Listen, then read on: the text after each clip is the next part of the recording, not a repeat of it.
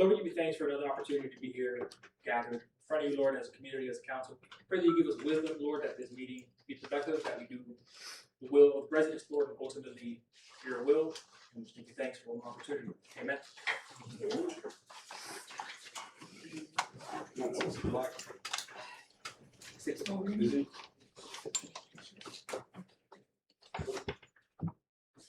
Okay, we call the meeting to order, pledge of allegiance.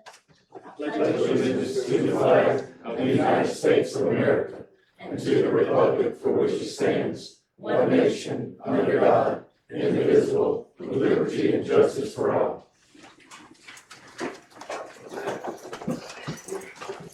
That sounded great with a big crowd.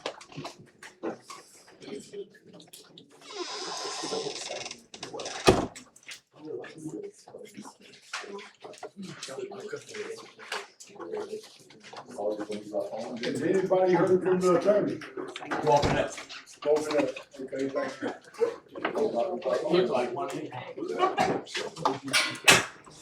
Two of them. Jesus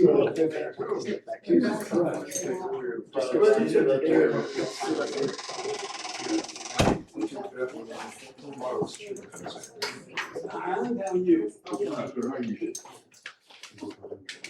How you doing? I'm gonna move. Give me a minute. Oh, you're good. And then we get the two half. No worries. Get like a few.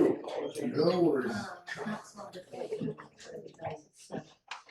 Go ahead.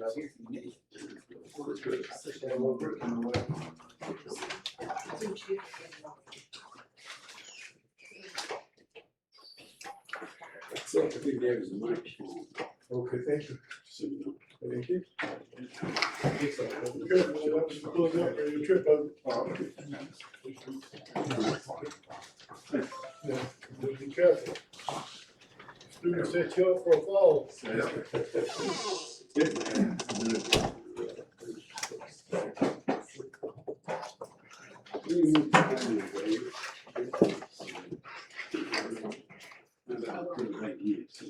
You think Paul's gonna be talking or just making it?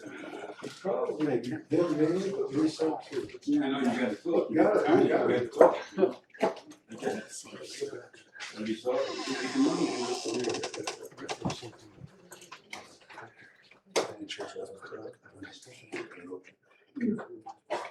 Okay, here we go. I'm just gonna start by saying I'm glad we have a big crowd. We've got a double team from the attorneys. I appreciate that. We're gonna follow Robert's Rules of Order. Everyone will get an opportunity to speak. If you would just raise your hand and fill out a card. Kelly, have you got cards available for everybody? They were on the chair. Yes, sir. Yep. And then as you're walking up to the podium, just save your comment until you're recognized at the podium. Say your name and then you'll get your 3 minutes, okay? I'm gonna go with roll call. Mayor George Thomas. Here. Councilmember Catherine Terry, here. Councilmember Lonnie Harrell. Here. Councilmember Monica Merritt, here. Councilmember Bill Coon. Here. We have a vacancy with our town clerk and attorney, Mr. Ireland, Yeah. as well as Mr. Scott Walker. Scott Walker. Thank you for being here. So the first item on the agenda is additions, deletions, changes, and approval of the agenda. We have quite a thick packet today and did not receive it until now. It was on our desk. So this might extend the time of our meeting as well. So I'm just giving you a heads up on that. I do have a few things that I would like to add. We've got Mr. Glenn Hunter, and that's here today. I would like to discuss him possibly filling in with temporary clerk duties. We've got straight from the heart, Miss Ora Inman. She said that she did in fact fill out a information sheet to be on the agenda and was omitted. So I'd like to add her to this. What number is it? Is she number 17? No, Straight from the heart, number She's, 17. she's on there. okay, good. I'm just gonna know when she called me when we're trying to print, so we are on there, but I would like to ask that we move her up with the guest speakers. Can we move her up to after Mr. Shannon Roberts, so 3A? Are y'all comfortable with that? Mr. Glenn Hunter can be 3B. Anybody speaking? I think out of respect, we should move him up. And Justin Peeler, are you with us, Justin? I had requested that he be up in this portion due to there may in fact be something to vote on, as well as he being a guest speaker. So 3C. What's this? Justin Peeler. Justin's gonna talk about several things.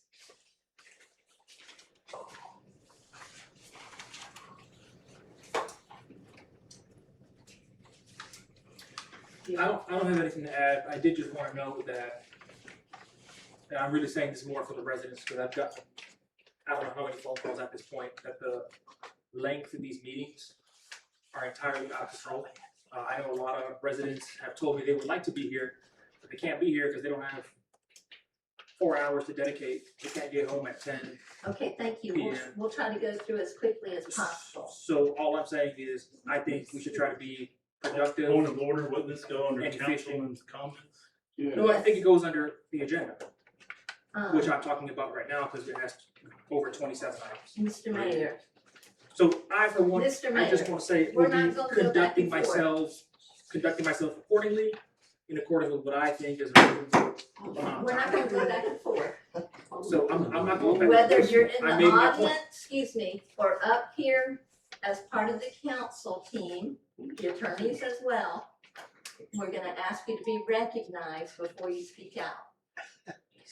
Okay, I understand it's the lengthy meetings, I don't know how long this one will be, but y'all see, we have stacked. And, I, like everyone else, have a life, and I don't wanna be up here all night, every meeting. But I feel, excuse me, I'm just not gonna tolerate outbursts from the meetings. I don't know who said something, but once I identify you, that's gonna be a warning. If you want a clear, concise meeting, let's all cooperate from the audience as well as from the panel up here. So I understand your point and it's taken.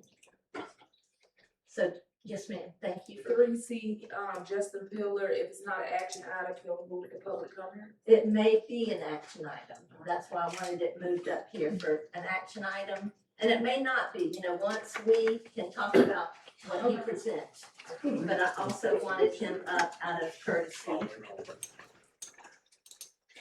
Yes, sir. I submitted, my agenda item requests and,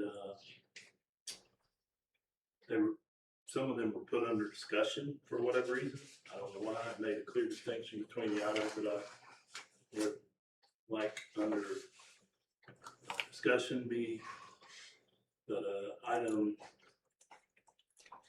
2 under discussion, council member comments.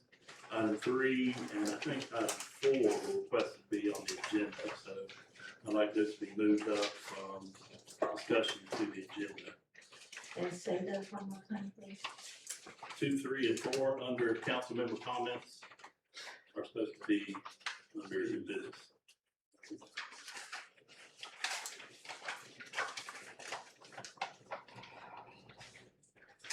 Do you want to make those 19, 20, and 21?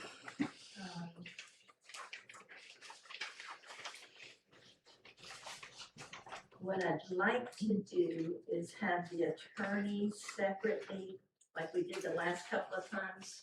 Mr. Ireland address things that were directed to you. And show you respect in that regard. For some reason, with all this back here, I don't have the agenda. This is it, I'm sorry. So it's this one.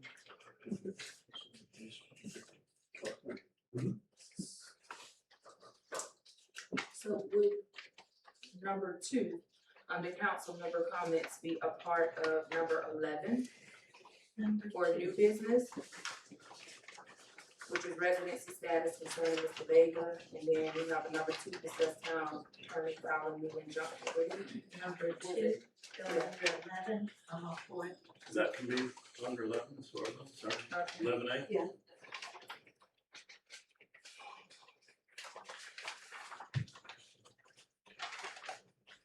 So should we strike 2 from council member comments?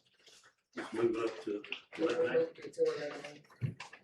Well, basically, 2 and 3 from council or citizen, councilman comments will go to Mr. Ireland and Mr. Walker once we approve the agenda and have public comments. We'll do that in front of new business. So that's a whole different item. If you remember, and everybody does it a little bit differently, but I'd like to have them respected as their own team. So I'm gonna say item 3A. And that moves number 2 and 3 to item 3A.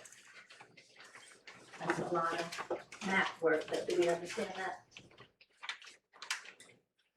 Whatever you call Sir? them, whatever you call them. Okay, I just made that up. And 4, what do we wanna do with 4, Mr. Harrell? 4 is, discussion possible action on the grant agreement to accept the $12 million grant from state of Florida. Okay, so that definitely is an action item. We can move that up with, after Mr. Bailey speaks. I have one for the mandatory hookup ordinance. We can just make it 4A. 4 is the mandatory hookup ordinance. So that moves up to 4. Good, Mr. Mayor, good one.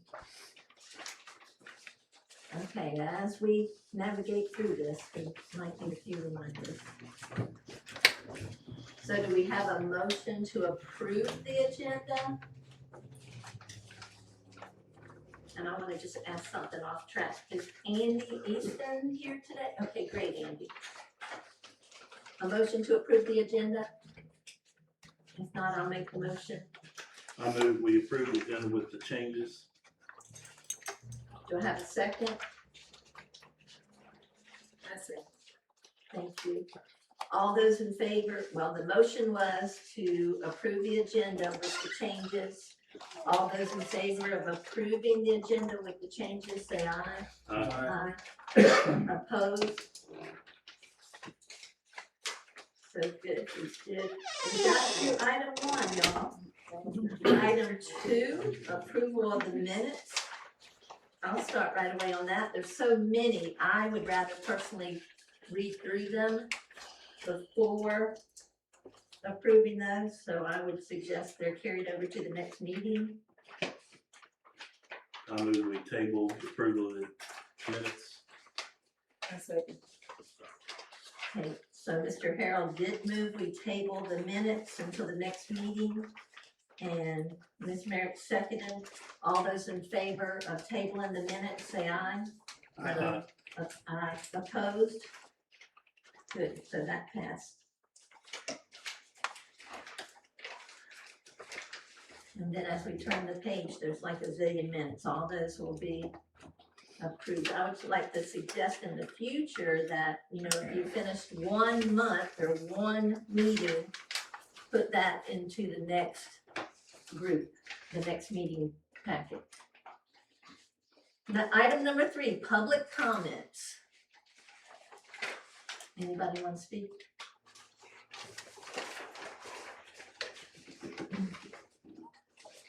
Going once, going twice.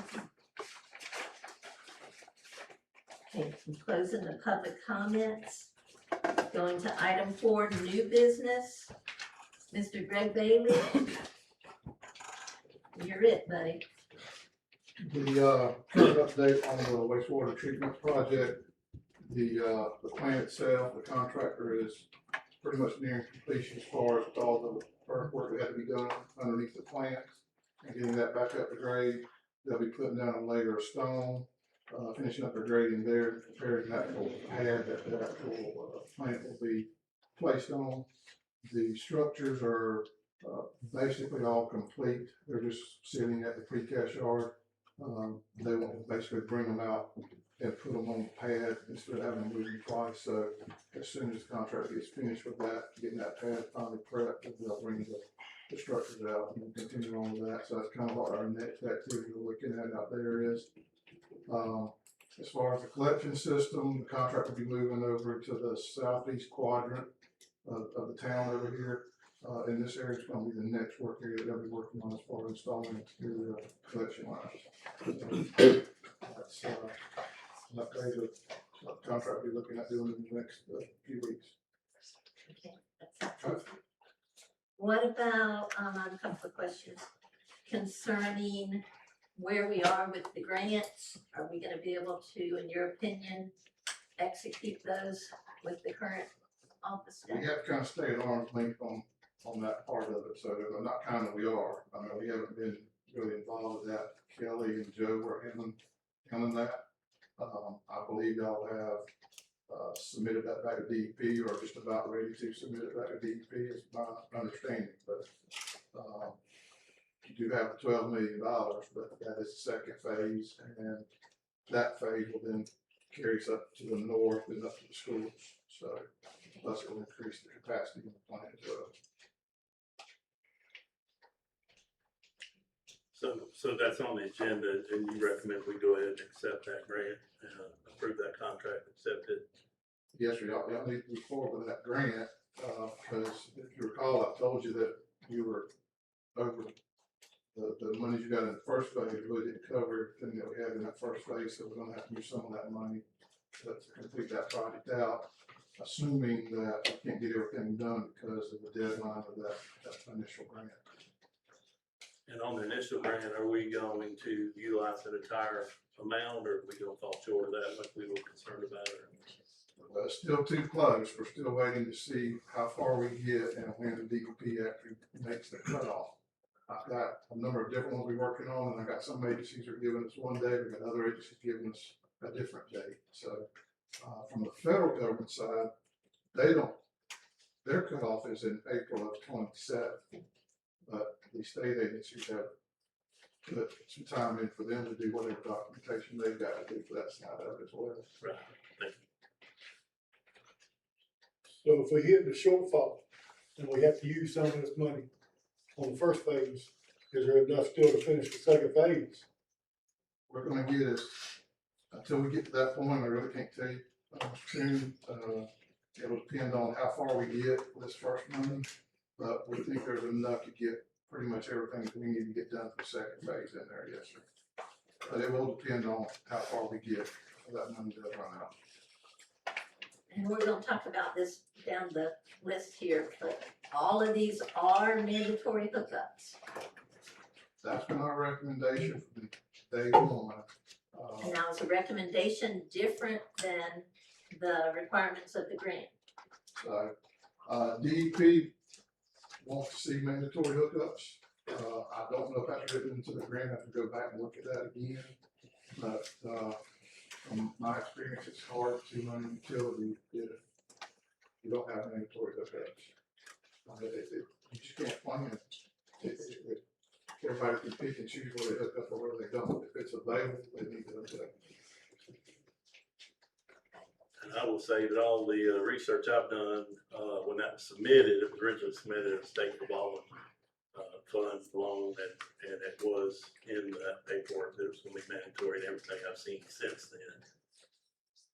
The town's check mandatory, yes. Right. That's how it's been presented to DP, so I would think that would be a condition there. Thank you. Okay. Along with that, I think we also need to look at your order too, because I think that ordinance is quite old and might have had some changes in there that may not be where it needs to be today.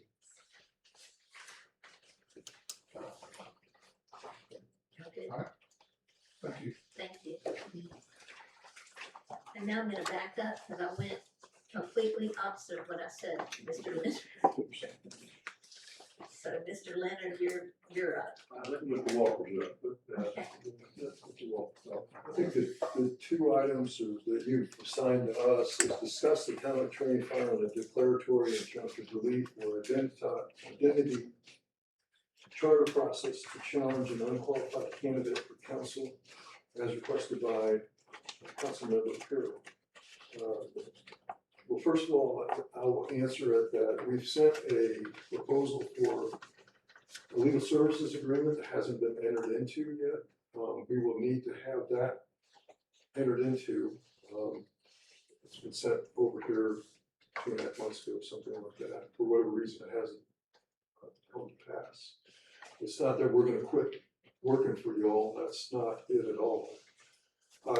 We've done a little bit of preparatory research on the question, Madam Chair, and my gut feeling is that the council does not have standing to bring that action. Citizenry, that a citizen of the city does. We would want to look at it very carefully to determine, do we have the ability to bring a case for injunctive relief or deck action, questioning whether a candidate has the qualifications to serve on this council. My initial thinking is that, well, first of all, the town clerk takes the applications for qualification for running for office, and that's a ministerial act. So as long as somebody signs off on the petition and says, I want to run for a council member seat, the clerk can't look behind that and say, no, I don't think that you are duly qualified. So that's not a clerk function, it's just merely take the application fee and take the application, which is certifying under the penalties of perjury that you are qualified to meet the requisites of being a council member. So that person is, whoever is applying, is saying that they have the qualifications. Secondarily, I have been involved in a couple of these lawsuits where there's a question as to somebody's qualifying or not. And in those instances, your residency is a bit of a state of mind. And it's general, there's outward signs of residency, like a driver's license. What does it call for as far as your address? Your voter registration is another thing. Do you lease property? Where do you hang your hat? Do you have a homestead exemption? What do you call your primary residence for purposes of homestead? The homesteads, it meets different requisites under Florida constitutional law and statutory law. So there's a lot of facts, and this sort of thing is very fact intensive. And we would be happy to look at it further. This is outside the realm of coming to meetings, drawing resolutions and ordinances and that sort of thing. So we would be requesting to do something on an hourly basis. So there's really two things. The initial research would be, do we have standing as a council doing this? I think an individual citizen certainly has standing to call into question somebody that they're voting for. That is within a citizen of the town of Fort White certainly has that ability and certainly has that standing. Before we would start spending public funds to do that, we would need to research it very carefully and make sure that you have adequate grounds to call into question this sort of situation. And it is fact intensive, it's expensive. And I think it also becomes one of those questions for the council of, do we want to spend money even on the prefatory side of it through your attorney's office to be looking into something like this when a citizen has that ability? And I think the citizen has the ability both before the election and subsequent to the election to make a determination if somebody is duly qualified to run for the office, or if they're elected, do they have the ability to hold office? So that's my, I guess that's a multi-pronged response, Madam Chair. You mind if I ask a question? Come on up. So I raised a question about the charter language that says that council, shall be the judge of the election and qualifications of its members. And the thing that raised my eyebrows was election. So that indicates, an action that the council has the right to do prior to them being a member. It just said qualifications, that would probably indicate that You refresh my memory on that section, you refresh my memory on that section, Council, I read it. I don't have it right here with me, sir. But I know you gave a short answer. Right. Okay, I got it. What section is it?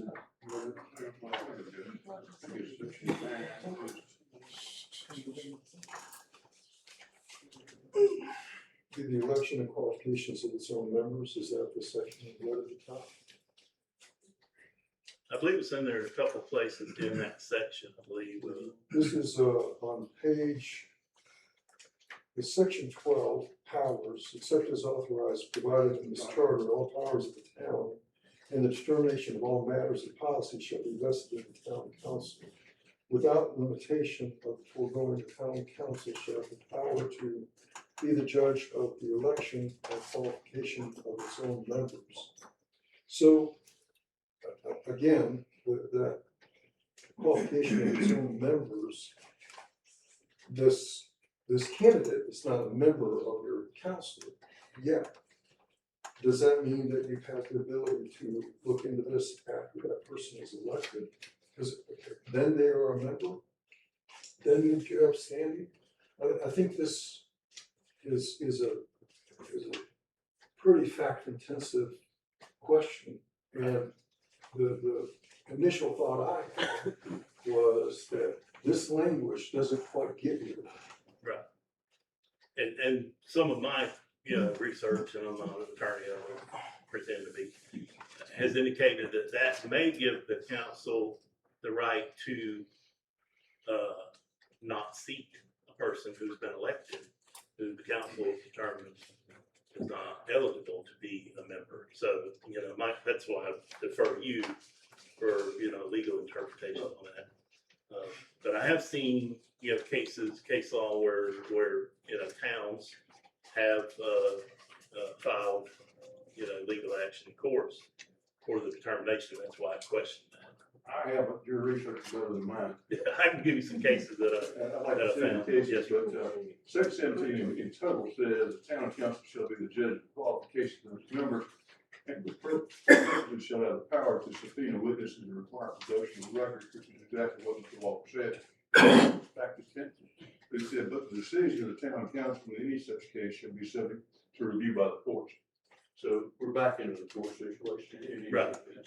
But I don't think it gives you the veto power of somebody. That's what I think I said first.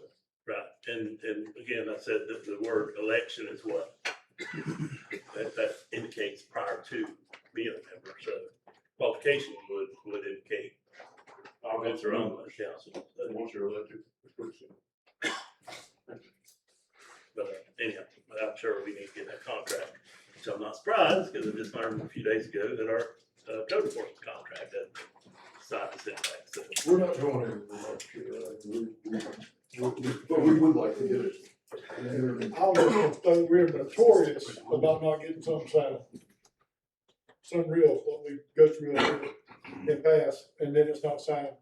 We've had Mr. Helfenberger's And I'm not contract done with anybody. not signed.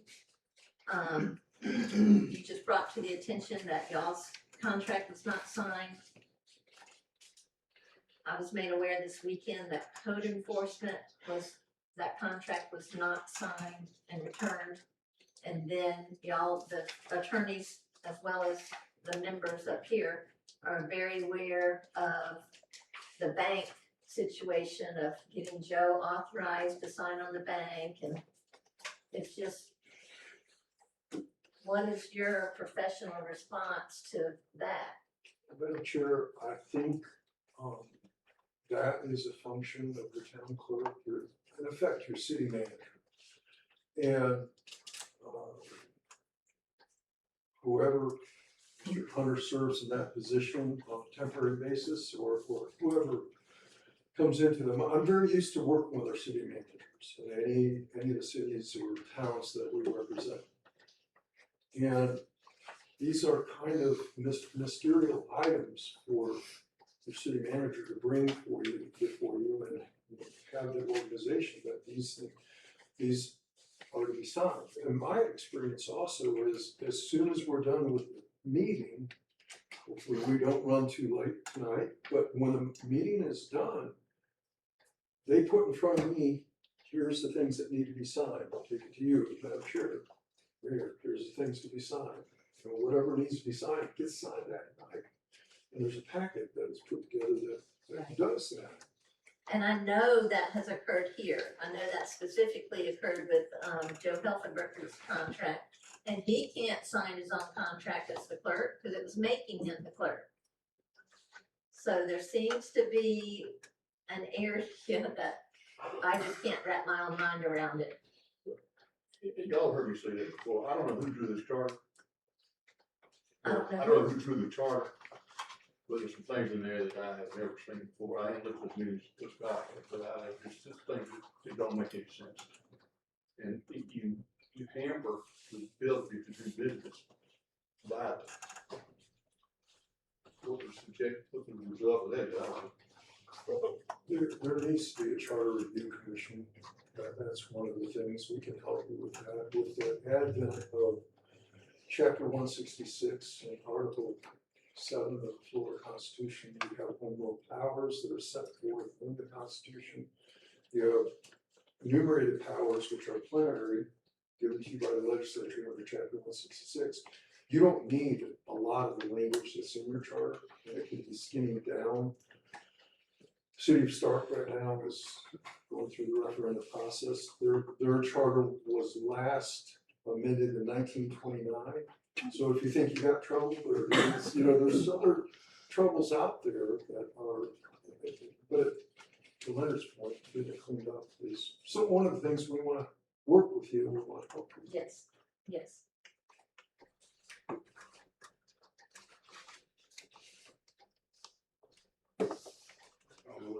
So do we as a council want to talk about the explanation they just gave, or just let things continue to go the way they go, or anybody does anything? How the record responds to the issues about not signing documents. Yes, sir. I think I said that before, I think I told them later. Once a decision is made here, it's my opinion, that whoever has to take care of the ministerial act, for example, signing contracts, signing checks, signing something else, that's a ministerial act, they don't have a choice. You can't say I didn't like it, I didn't vote for it, you don't have a choice, because you take an oath to hold the office that you take. Part of that duty of that office is to do certain things. Does that answer the question? Yes, but then I come back with how, the list just gets longer and longer with no consequences or no change in behavior. I don't have an answer to that. I can research, I don't have an answer to that, but one of the things I asked Scott to come here for, and that's it. Y'all heard talk about the 99 years, because we have a contract, we were supposed to have a contract for X amount of dollars for a month. Since, in 2 months, I spent 65 hours, for which we got paid $8,000.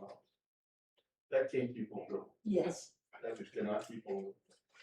And that was one of the reasons, candidly, I asked Scott to come here, because I can do a lot of other things from my I time, understand. particularly at night.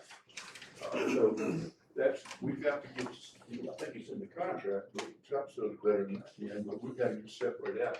If you want this done, then we'll look at it. I'll be happy to do the work. I don't mind working. But I'll be happy to do it, but I want to.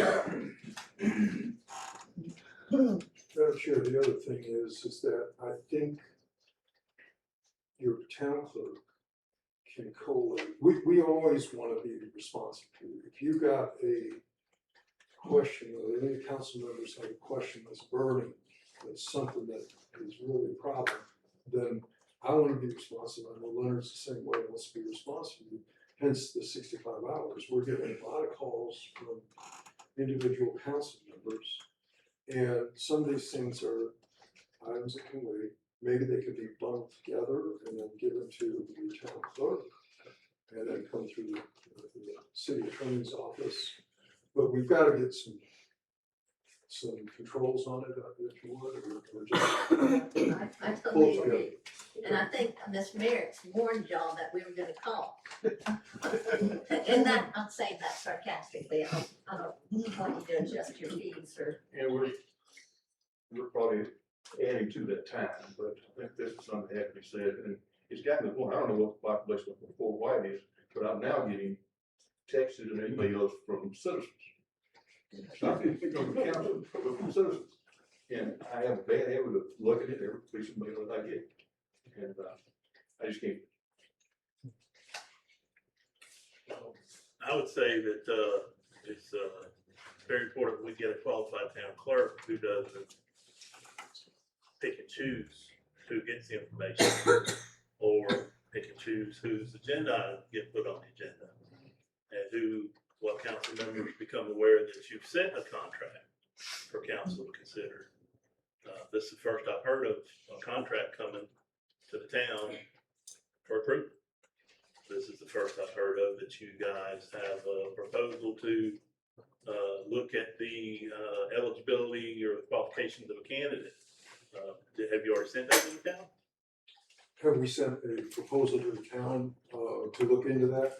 Yes, have you already sent No, that? we're Okay, just okay. verbally saying. We don't have a contract, so we don't know how to. Right, I understand. So we haven't seen it, so. And we won't take action on something, especially on something like that, unless there's a majority vote that says, look into it.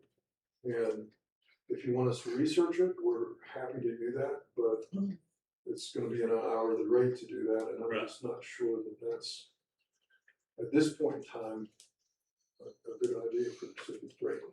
Well, I mean, it's in the charter, so I mean, if it's in the charter, it's like a violation of the Constitution of the United States. I mean, how important it is that governing document is followed, so. I guess that would be a council question. I think those are the issues. Yes, sir. But I'll still comment, and this is me kicking the dead horse, but I just don't understand when someone in a position of authority can just pick and choose what they wanna do. If you will give me, that is the sound. And we'll get, when the 3 minutes to highest will be at. And we'll do whatever necessary to bring you back an answer as to what to do with it. I know what's the problem. I don't know what the solution is. I know what the problem is too.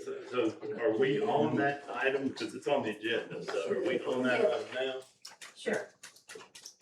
The agenda item is mayor malfeasance, violation of oath, neglected duty.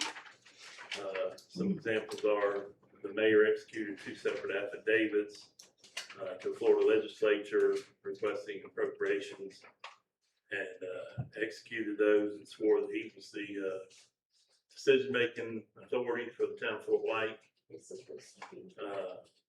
We didn't know anything about it, council didn't. He refused to sign Joe's contract after the council approved it. These things just mentioned, he refused to add Joe after he was hired as town clerk. He refused to add Joe to the bank account. We had 2 separate meetings to get that resolved. And when we did that, then he raised questions about the charter and whether that was legal, because he didn't want that. He refused to pay legal fees that were passed by resolution, and the invoice was passed. He refused to sign it. And then once the council made a decision on a planning and zoning issue, interfered with that. So, I mean, the list goes on. There's just a few that came to mind while I was submitting this agenda item. And I think it's been raised, like Mr. Iron said, what options does the council have? I think we all know that the council can censure the mayor. I think we all know that the council can hire, an investigator to determine which of these things were, you know, intentional acts of malfeasance or neglect of duty. I think we all know that the council can vote to, you know, send this stuff to the governor, but, you know, we're asking for your legal guidance on what those options are and how the council would go about doing something like that. I think they're asking for a motion of it. Go ahead. Right, I wanted to know what, for the sake of these agendas, like, what item number we're on and we're moving this to what, because we've jumped all the way to malfeasance and we were in the attorney's report. This is number 3, under item 6, which is part of the stuff that directly relates to the attorneys. And we talked about that prior to. So 3 being Shannon Roberts updates, that's where we are? No, Section 6. under the discussion, One page we over. said to move this up to when the. Right, so this is under 3, so we're moving this under the attorney's discussion. Yes. Uh, And we agreed to do So that. which item is that? Attorney's discussion item was supposed to be 1, but I. They're guess- not.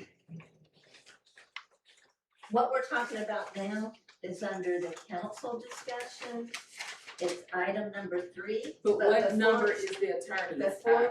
It isn't on there. It isn't on there. We said we'd do that before we started the But regular it needs agenda. a number. for And I the let Mr. agenda. Greg Bailey go first, and then I backed up saying that I forgot the attorney. Is it, so which item under new business? I'm confused. Yeah. Under new business, which item is it under new business? Thanks for your service. Not sure myself. Let me, so that's a good question for the attorney. Can If- you be if it's- recognized, sir? Could you recognize me? I'm gonna explain guys. one more time. Am I recognized? No, I can't ask the question? in a second. The attorneys are dealing with what is directly related to the attorneys. And Mr. Vega's clarification of residency as well as the malfeasance issues were part of what they were answering. And we agreed before we voted on the agenda that those items would be directed to them. And we discussed that there was no longer an attorney line, which Joe Huffenberger did. I don't know if that's right or wrong, but it showed respect to the attorneys. And I voiced that same sentiment. Let's respect our attorneys, let's let them do their thing, and then we'll go from there. Can I be recognized? Yes, sir. If there's,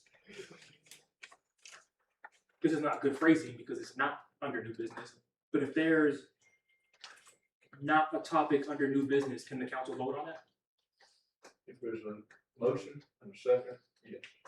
And it's on the agenda. If it's not under new business, It's on the agenda. Y'all adopted the agenda anyway, so it's now on the agenda. You adopted the agenda as amended, so it's on the agenda. I submitted it to be as a voting item. It's on the agenda. okay, so if it's, even if it's under after new business, after citizen comment, for example, if something comes up under council member comments, we can still vote on that. It doesn't have to be under new business. No, you've already adopted the agenda as amended. It is now on the agenda. Where it's on this piece of paper, doesn't make any difference. In my opinion. Okay, so regardless of where it is, that's I my think question. that's what I said. Okay, I'm not that smart.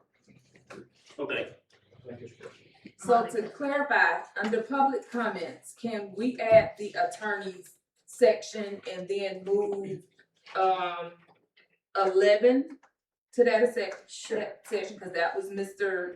And I know we should have done this, but we didn't clarify it very good. So Actually, I think it was Lonnie who said it would be 3A under public comments, So, which is really just the attorneys. And I mean, we can go round and round as in, oh, this is just a mess. But we discussed it prior to the approval of the agenda, and we're gonna discuss it regardless of where it is on the agenda. Okay, so what I'm saying, we've already discussed 11, which is Mr. Vega's thing. They've addressed that. That was 11. So we can strike that because that went Yes. under the attorneys. That's Yes, what I'm ma'am. saying. And then number, 2, 3, number 2 and 3 Yes, ma'am. went under, okay. Yes, ma'am. Oh, I was just confused with what we were. That's it. And with the attorney still speaking, this was one of the things on there, the Brad Dix issue just goes on, and I don't know if you got all the documentation you needed for that. I have gone Mr. through the transcript, pardon me for interrupting, I've gone through the transcript on the Brad Dix issue and have no more information than I had whenever I started looking at it. That's another one of those things that we're gonna have to separate out and get paid for. We have to go through every bit of it. But it's a rabbit hole. I got no idea what happened in 2010, which I think is where it started. And then, that's what it looks like. Well, But it's one of the issues that's got to be. as a council, we voted in favor of Mr. Dick's zoning request, because we have legal documentation of the zoning. Is there anything further we need to do with that? Do you even need to investigate it? Madam Chair, if you want us to look at it, I think what we need to do is find out what the zoning code called for back in 2010, what the zoning code called for in whenever the amendment occurred, if there was an amendment. It sounds to me, again, this is me talking to Leonard mostly about this, that it was like a vested rights petition is what it sounds like. Now, I could be completely off, but that's what it appears to me. And there was some action this council took as a result of that application or that petition that was before you. And what we would need to do is find out what the comp plan, what your future land use map, what it was zoned for, or what category it was in, what the actual zoning was. Was it a vested rights petition? What came before you then? And then verify what was done. What came before us was documentation that his zoning was what was written on the documentation. And we collectively voted, I know it was four votes in favor of honoring it like it is. So I'm asking you the same question, like, What's the to problem? me, it's done. What's the problem? We don't know. The problem is that according to Excuse me, the future land use map and the comprehensive me. plan, it was a separate zoning, and Would he you was like to be requested that it be recognized? zoned how it was zoned prior to that. let's try to keep order, please. Thank you. You're welcome, I'm the only one that has to seek recognition. No, everyone else is doing it. That's the whole point. That's the whole point. So But I'm sorry, Mr. Ireland, Mr. Walker, that sounds very much like a vested rights petition to me. So if you have a use that was going on, it's been going on for years and years and years, maybe even before the zoning maps were adopted by the city, and this use has been continuous and ongoing and uninterrupted. And now the zoning is different, the land use map is different, sometimes those match up, sometimes not always.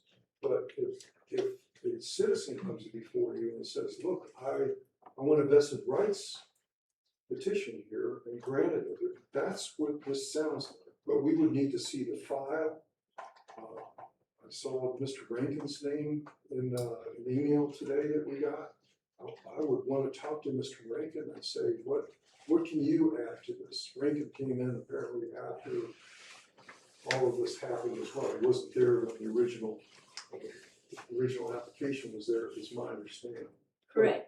If he studied it, and we can shortcut it and get some information from your planning service staff as to what actually happened, I think we can get you back something fairly readily that won't be an arm and leg to the done. So that's my next research is to Mr. Rankin. This isn't on you, but and I'm just gonna use your term fairly readily. This was voted by us in February. And I'm not an attorney. I don't know of anything else that's necessary. Petitions or zoning maps that were done after the fact of his zoning being declared what it was. I'll just That's my gut reaction, admit I don't but I understand. can't let you go on gut reaction, I do good conscience. If there's some question about it, if he puts brick and mortar out there on his property and somebody comes along later and says tear it down, I don't respond to that. Yes, Whenever I could have gotten a better answer. yes, sir. And I don't think you had an attorney at that meeting. When Peters was another city town attorney, so, that's the reason I'm hesitant to say, yeah, we can put a list. And because, well, not directly because, but because without attorney representation from, our town, he had to hire outside attorney representation, and that just accumulated more financial burden on him. And what I've said all along is, say he had a Burger King to build there or something, it's delaying all that. I totally understand. Okay. You'll give us what we want to do, I see, we'll do it. go ahead. So what I hear is the risk is if he decides to, if we say, okay, and he decides to proceed developing his property commercially, like I think he should be able to do, and we say, okay, and then if for some reason he's in violation of some type of code, wouldn't we have to be the ones to tell him to tear it down? Good. There's bigger people than we are. Is there That's where something, it goes. I'm sorry, I'm sorry. is there something you would like to add, Mr. Dix? And if not, If they have any questions, you got the full agenda. Why don't we talk with you just for a minute after the meeting stuff? That's all right. You'll be at the house. Yeah. And really, if you have an attorney, have your attorney call us. That'd be the best. You tell Mr. Peters, call him one of us. My invoice shows that they're at the point of written mandamus is prepared, so it's the best way for us to go. But I don't have it.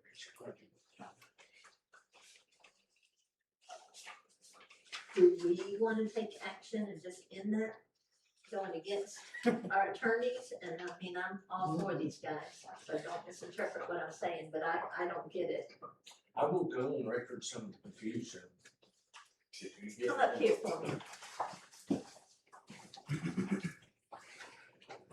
Brad, it's one issue is that, we had a 2010 zoning designation, approved site plan. And so commercial construction commenced based upon that 2010 designation. The zoning maps and future land maps are the same prior to 2010 as they are today. There's no material changes. There are errors in those maps. And so there is a provision in the code for how to address errors. That was properly done back in 2010. In 2024, Connie Breacham determined it commercial general under the same process. It wasn't until Kelly got there that she revoked my zoning. So, so from there, we applied for an appeal to the decision of land development coordinator. I had CG zoning until she questioned it, said I had to go through a process, pay money, give up my zoning rights. So we simply wanted to appeal her decision before the zoning board. That appeal is probably not to be found because it was altered through concealment. And there's email chains that your office is aware of with Mr. Rankin of them telling me that they were changing my properly filed application. And so part of the problem is your appeal's not to be found. I've asked all of these council members if they will go back and look at their email for the packet in February. I don't think they'll find the notice of appeal. So all of that's been in writing.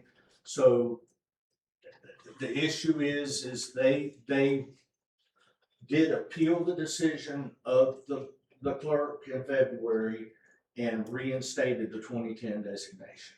And so technically a one page, but everybody keeps saying, yes, they need to clean up the maps, the housekeeping, but there's errors in those maps that go back into the nineties. And they claim on the map that the data comes from the property appraiser's office, but it wasn't current, you know? And so I've sent the data, I'm having to try my case twice, which isn't right.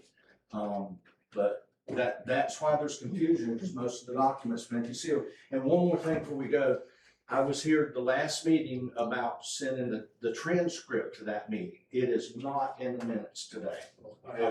And so I saw the minutes are like that thin. And so they were prepared to be submitted without those transcripts, which, you know, so why are they concealed today? See that? We have. Yeah, yes, I sent them to you.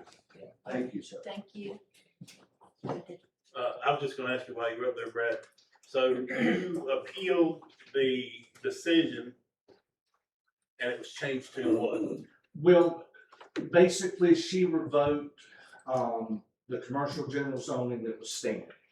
And then through that, we had to attend a meeting, to determine the steps that we would need to take to get it back, which that included paying fees to both Mike Rankin, paying fees to the town, and voluntarily giving up our zoning and coming back before y'all, and y'all could put more restrictive conditions. And so rather than go the process of allowing them to be stripped, it's a very simple process to appeal the decision of the administrator. Y'all sided with me, overturned her decision and reinstated. It is so simple, but there's players involved. The demands for cash have not been relieved. I still have improper demands for money. So what can I do? So y'all did your job, but your administrative part won't type the letter. So you appealed it and then that you were told that you would have to apply for a zoning change, correct? No, I appealed it. Y'all granted my appeal, and then several weeks later, actually about 2 weeks, I said, when might I get something in writing, indicating the board's action, just very neutral. And there was a demand to pay over $3,000 to receive that. And then Mike Rankin, in turn, after that, and it was after the February meeting, he emailed the entire board confirming that money was appropriate to be charged to me, but let y'all know in a sentence that you had the right to waive it. So by saying that, oh, you had the right to waive those charges, to me, he was substantiating that they were proper. And so I've asked for an improper demand of money to be released.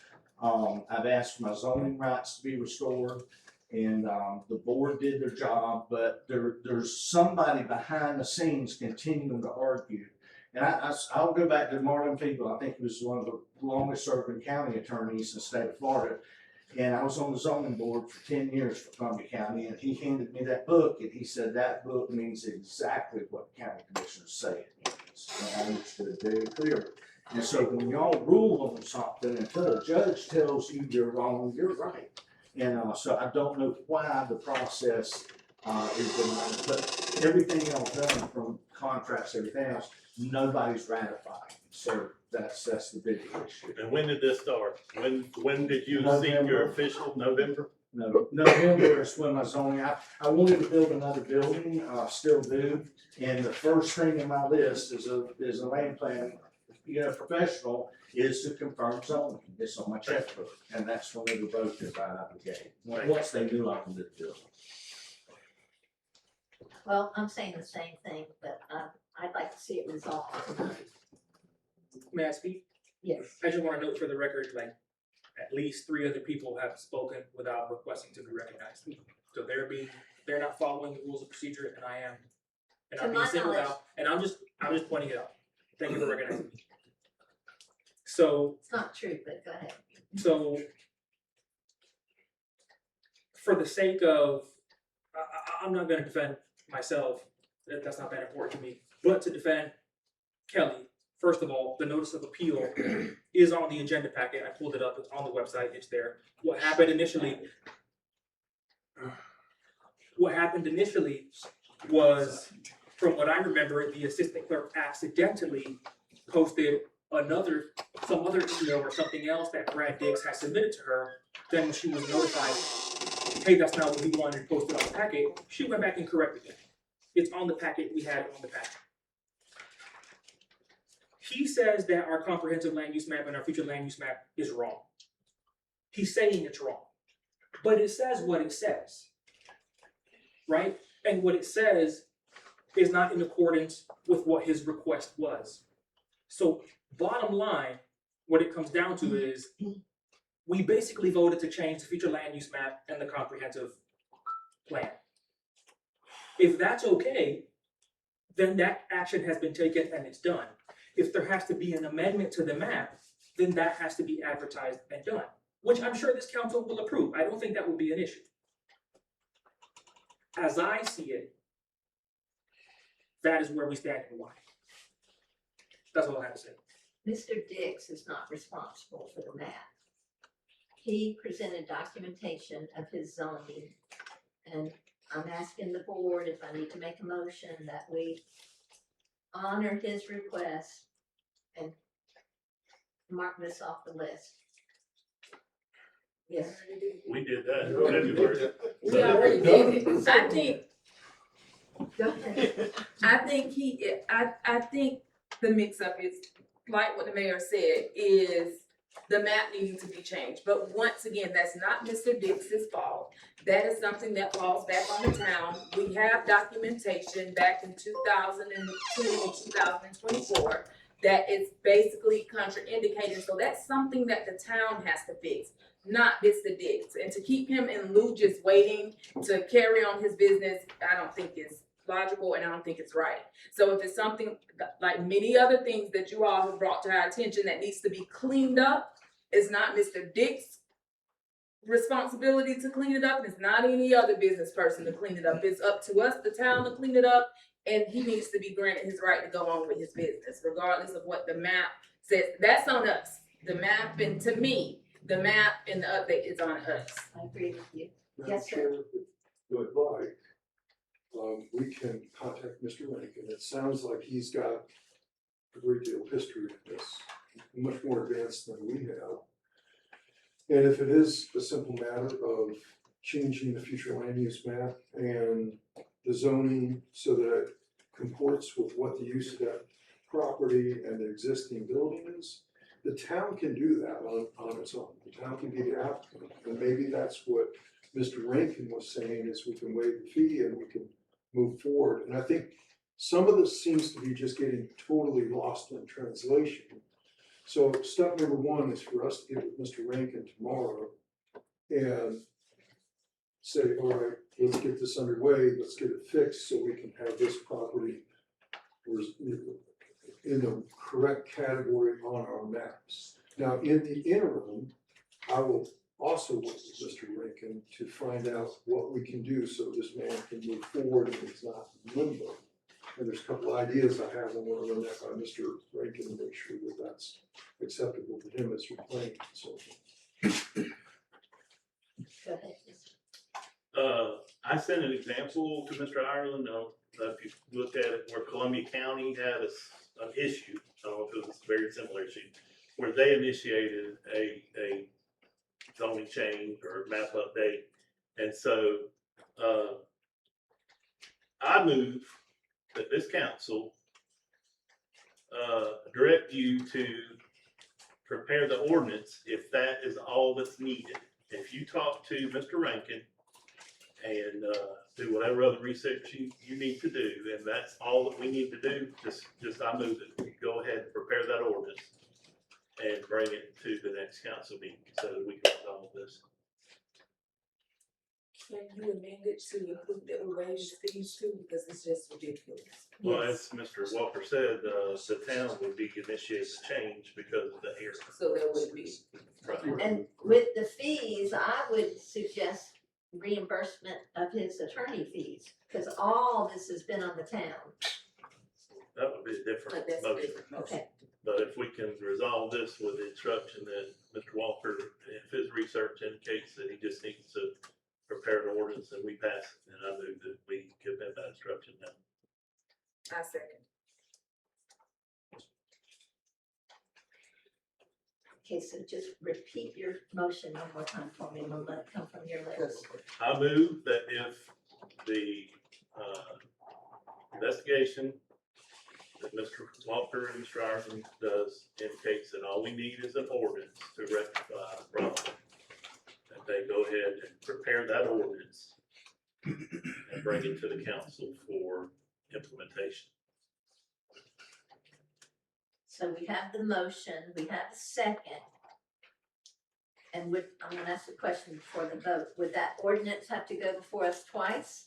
Yes, we do. Okay, so that's another couple of months. But I'm still going forward with the motion. All those in favor say aye. Aye.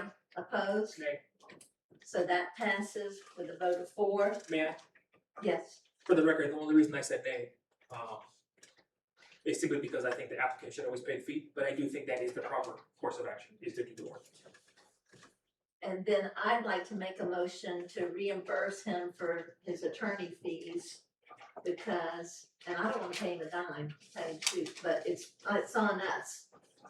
The town has drawn this out and forced him to go to that extreme to try to get something that he shouldn't even have done anything with. Yeah. Yes. As far as the appropriateness of reimbursing a citizen's legal fees, that's not an issue. If y'all are responsible for it. I'm Scott would be okay with that. And I'm sure respectfully, this is a fairly open-ended motion. We don't know what those fees are. We don't know enough data. I don't believe at this stage. We could certainly take that into advisement. Talk to Mr. Rankin, talk to Mr. Dick's attorney, get the information, find out what amount we're talking about, what are we looking at, and the reasonableness of this, what amount of this has been caused by the city inappropriately, appropriately. I don't know where we're at on all of that. So we would need to study that matter a little bit more, and we can bring that back. And I understand that. The whole matter falls on the town, in my opinion. And Mr. Dix has turned in the invoices and that he'll have to have more if this goes on, because, you know, the guy's not gonna stop fighting for his property, and I wouldn't either. But, Mr. Dix, can you give a ballpark figure of what those fees are to date? Because he handed me another invoice prior to the meeting beginning.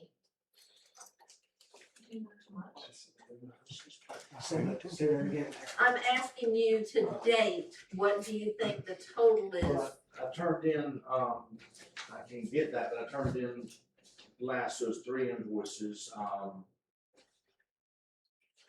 the application, so it's probably about 6,000, I guess. Probably, but you have all the invoices. But if he's not ready to grant it, I agree with him, put the cart ahead of the horse. And so one thing that I was gonna say is that the code, and this is very complex stuff, I realize, but the code has a process for giving the commercial general interpretation. Because that process existed, there is no need to have an ordinance. Maybe for cleanup, but not for zoning rights, because if I have to have an ordinance to get my zoning rights restored, then that means that they were taken without due process in the beginning. So the process that they voted on was explained by my attorney, it's in the appeal, and it was an appropriate position that, and the fact of them continuing to say that I need an ordinance is so that Mike Rankin can get paid because he's not needed for an appeal, only for a zoning change. So I go back to my standing that it was a proper administrative process that established local zoning that is equal to just looking at the map. It doesn't require change. Thank you. So does that change your opinion of creating an ordinance? I think we need to talk to Mr. Rankin Okay, and get an exact understanding of what needs to be done, and we will do so. We'll go back to the next meeting. okay. And I'm ready that that's dragging it out again, but it seems like we're kind of hands up. And we're trying to do the right thing by everybody. Yes, sir. Personally, I'd like to hear your findings, prior to strict reimbursement. I'm not. And we'll be keeping an additional extra time on this, several times.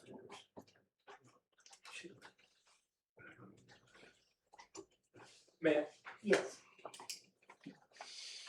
do we want to vote to authorize, I don't remember if we might have authorized the Brad Dix issue, but I guess just, it might be a non-issue, because you require us to vote before we authorize any extra. Okay, then never mind.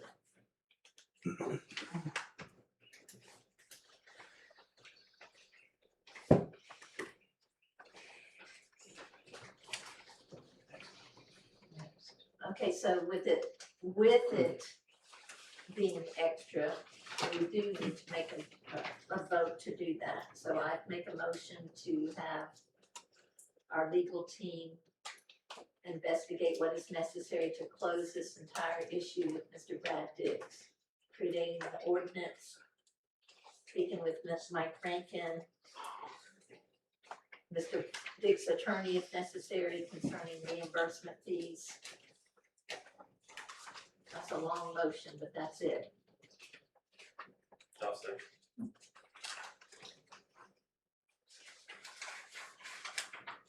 All those in favor? Aye. Opposed?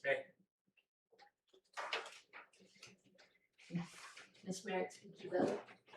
What was your, okay. I apologize. I keep saying Mr. Dix, both of y'all, Sam Dix as well as, Mr. Brad Dix. These guys are too confident to ask them to rush through it. So, We understand there is. Okay, I think that, for the time being, covers your area. Go ahead, sir. You got two issues here. Thank you.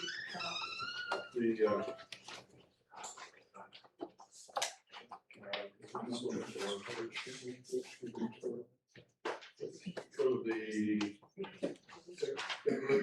declaratory judgment action.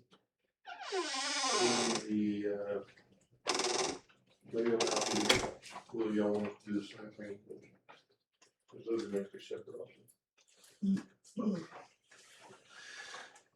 May I, Yes. would it make sense to get like a rough quote or estimate of what you think it might, like ballpark number of hours-ish? Is that something that you could provide? You can do that, okay. Okay, I just want to bring that up for the council's consideration, if they care about the size of the bill.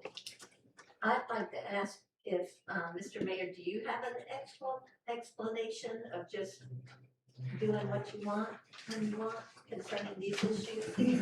The Joe Helfenberger, Yeah, I do have code enforcement, the contract, yeah, I do have an explanation. okay? I'm not gonna go through the 5, 6, however many items right now. But just to give the people who are watching an example of the kind of misinformation and lies that you're seeing against me, I'd rather you answer the question. I'm gonna answer the question. Okay, thank You're welcome. You always seem to have a problem every time I say something, but other people seem to be able to speak without requesting recognition. I'm just bringing it up again just to show. It does appear that I'm being singled out. So, it was brought up that Mr. Helfenberger's contract was never signed. It was signed that very night by Councilmember Harrell, who, from what I understand, my understanding was of the charter was that only the presiding officer and or the mayor could sign without some additional authorization. But I don't make circuses and political pony shows and kangaroo courts for every small, because I actually want to do something for Fort White. It's an hour and some change into it, and we haven't even gotten to the mandatory hookup ordinance yet. With the $12 million sewage project that's coming down on the line. So I just want to give an example of the sort of lies that are being spread and the mud that is being slung. But I'm not going to sit up here. I don't feel the need to justify myself in this way simply because people want to say ridiculous things about me. But I did just want to give that example for anybody watching so that you understand that all of this is what it was and what it has been since the very beginning. That's my answer to your question. Okay, so you don't wish to answer, the code enforcement or the Joe Helfenberger banking situation? That was my response to your question. Yes, I was just gonna say that the night after, I tried to do what our attorney suggested, and there was a place to sign for town representative. I signed it because I am a representative of the town. And there was a signature line for mayor, and I said, Mayor, would you like to sign this? And you said, I'm not signing that. What did I say specifically? I'm not signing that. I will sign it tomorrow when I get into town hall. I'm not signing it right now tonight, specifically. Okay, it's on an audio recording, so. Great, Anyway, Great. you said I'm not signing that. great. I'm glad it's not important. Anyway, that was my response.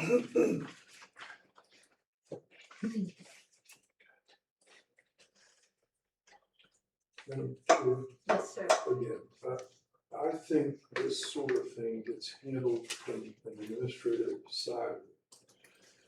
When something comes on your dais, and it's on your agenda, there's usually a backup period where items for the agenda have to be the Wednesday before the Monday meeting, so that you'll have a chance to review the city manager, the town clerk contract, or the city attorney contract, or whatever it is. And then you vote that night based upon your review, and if you have questions about it, then you hash it out at that meeting. At the conclusion of the meeting, there's a packet of information that is there that we voted and we approved it. And legal will sign off on it, your town clerk will sign off on it, and the mayor or yourself, Madam Chair, will sign off on the documents. And it's just, I think we're in a situation where, and I don't know what the situation exactly was here. I don't know if it got put on the agenda late, and it was, it was desired to review it further, but I think a lot of the dissension that we're seeing is because of the lack of administrative help that should be had. And it's causing grief and conflict amongst you. And it's just extremely unfortunate because of the fact that we have that kind of situation going on. So I think that if we get a competent lawyer that's here for more than just a few months, I hope it's decades that we're with you all, and you get a town clerk that's with you for a while, we'll develop a procedure, and this kind of stuff that's going on right now, there's a better day coming. I really believe there is. That's why I'm here. That's why Larry's here. That's why I'm pushing for Katie Cronster to come on board, help out here too.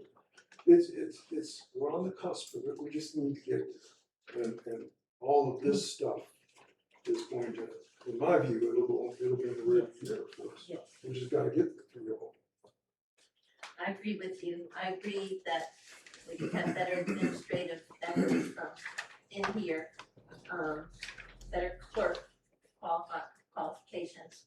But I still argue that the elected official as mayor cannot just pick and choose what, act independently of our charter. But I've said that, and we'll try to move on from there. I'd like to point out that he just said he would sign it tomorrow, and I don't think the contract ever got signed. Joe was here 3 months. And I think Joe left and said the mayor never signed the contract. And Obviously, you just contradicted your own self. Can I say something? no, just a minute. Come on up here, that's another issue that we've had as a council and through the office of town hall is dissemination of information. I mean, a signed contract could just be emailed out to us, or a quick email, Helfenberger's contract has been signed, do not respond. Just letting us know what's going on, because we come to a meeting and get this, or I can't, my hangout is SNS, which y'all probably know. I can't go in there without people addressing me with concerns that should go through this office, or if they've gone through this office, be disseminated down to the council members. I don't like that, not knowing what's going on. That's not feeling my responsibility. Am I just rambling or do y'all get it? I still don't have any guidance as to what you want us to do on those other two items. With all due respect. If we can give you an outside number, what do you think those two outside fees? Maximum not to exceed. You give us not to exceed $2,500 on each of those other two items. Then y'all can vote on that, and then we'll have a marching orders, and you can move on and try to find a town clerk. Okay, and say the figure one more time, just. $2,500 each. Okay. Not to exceed. Correct. Not to exceed, if it comes less than that, we'll leave. Kelly, come on. I forget what I'm gonna say. And those two items for clarification. Or the, is your mayor malfeasance and your, town attorney declaratory judgment? So I move that we authorize those two items, for the attorneys to research and provide opinions on those two items, limiting the, cost to $2,500 per item. May I? Yes. Would that be a ethics violation for me to vote on that, since it's paying a fee for like, for me to kind of be investigated? No, Should I explain? It doesn't inure to your benefit, so no, I don't think it is against the rules for the ethical rules. Now, that's something that you hold personally. I'm gonna abstain. If you're gonna abstain, then I'll fill out the paperwork and do all that. I second the motion. please, Steve. All those in favor say aye. Aye. Opposed? No. Mayor, you have to follow that form. I'll follow you. Sorry. Oh, no, that's okay, I just remembered us who you that, yes, Madam Clerk. Joe Halpenberger, as I recall, he said on the 7/7/26 meeting that with his, proposal, it got lost underneath his paperwork, and just wanted to bring that up, that he said he might get it to mayor to sign, and he just never did because it got lost in the shuffle for a really long time. So I remember him saying that, so. I think the tape will show Yeah, that it it was on the table Yep. at the meeting and was then given to you. Right. Okay, that concludes our report.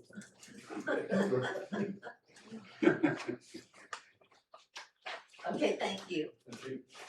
Let's see if we can figure out where we are here. Andy Easton.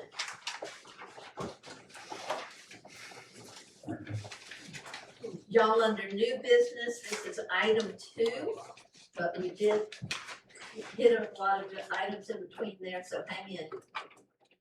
Good evening, I'm Andy Easton. I'm a CDBG housing consultant, and this is a progress report, that y'all get the progress report. And so we're, just kind of gives a few highlights of the project. There's 3 houses that were, assisted with CDBG assistance, new houses. And these are the bids. We had 2 bids, one from Florida Homes and one from Certified Roofing.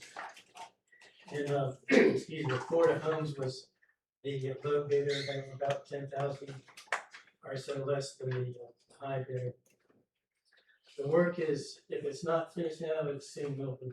So all the work's about done. The grant requested $600,000 from CDBG. And we also included $25,000 for a shift program. And that is state money that anybody in the county can apply to. And so we did run into a little bit of an error, I guess, on our part. We'd like to apologize. We brought the shift paperwork to the housing recipients when the work was about done. We should have brought it to them at the start. And that was definitely an error on our part. This is state money that's available to anybody in the county or the city if they didn't qualify. I had a question earlier about that, and they can definitely contact the county, and they'll direct them. And another issue was the cost of the septic tanks, and the cost was a little bit high, so we looked at some of the costs, and you can see we have a statewide guide. It had 14,000 as an average cost, high is 25,000. Then I also included some examples of other septic tank costs. So 10,000, 12,000 is a typical cost that we run into in this area for housing. It probably is a little high, but it's within the parameters that we're not normally doing. So that's my progress report. If you have any questions. So I'm the council member that initially addressed the change orders, which was presented. So your answer was you gave these, I guess, a few change order quotes or whatever from other companies. I couldn't help but realize that on one of the change orders, they removed two large trees for $6,000. Did you all remove any trees, or did North Florida remove any trees? We have plenty more examples we can send to you. I would like to request that, Mr. Rockenford, you specialize in septics for many of years.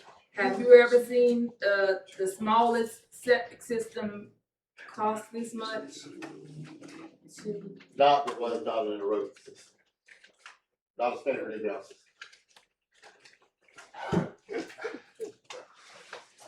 So I don't know what was put in, I don't know what was permitted, but 900, 375 for 3-bedroom house, standard house is about $4,000. And I contacted the company in Brantford, which North Florida Homes use, which I think is Howard. And what Howard Septic charged him for the septic and the drain field was $3,800. That's about right. So I'm not sure how North Florida got to, how much was it, 15,000 or however much it was, which, for the record, which is what put the constituents over this CDBG amount to have to go to the SHIP fund. So if it was never allowed, if that change order was never allowed at that price, we wouldn't be at this point. So I'm not sure, if you could give me all of these numbers all day long, but the fact is, the company that North Florida used for the septic system and the drain field charged $3,800 per septic, and North Florida presented a change order for over $14,000 each home.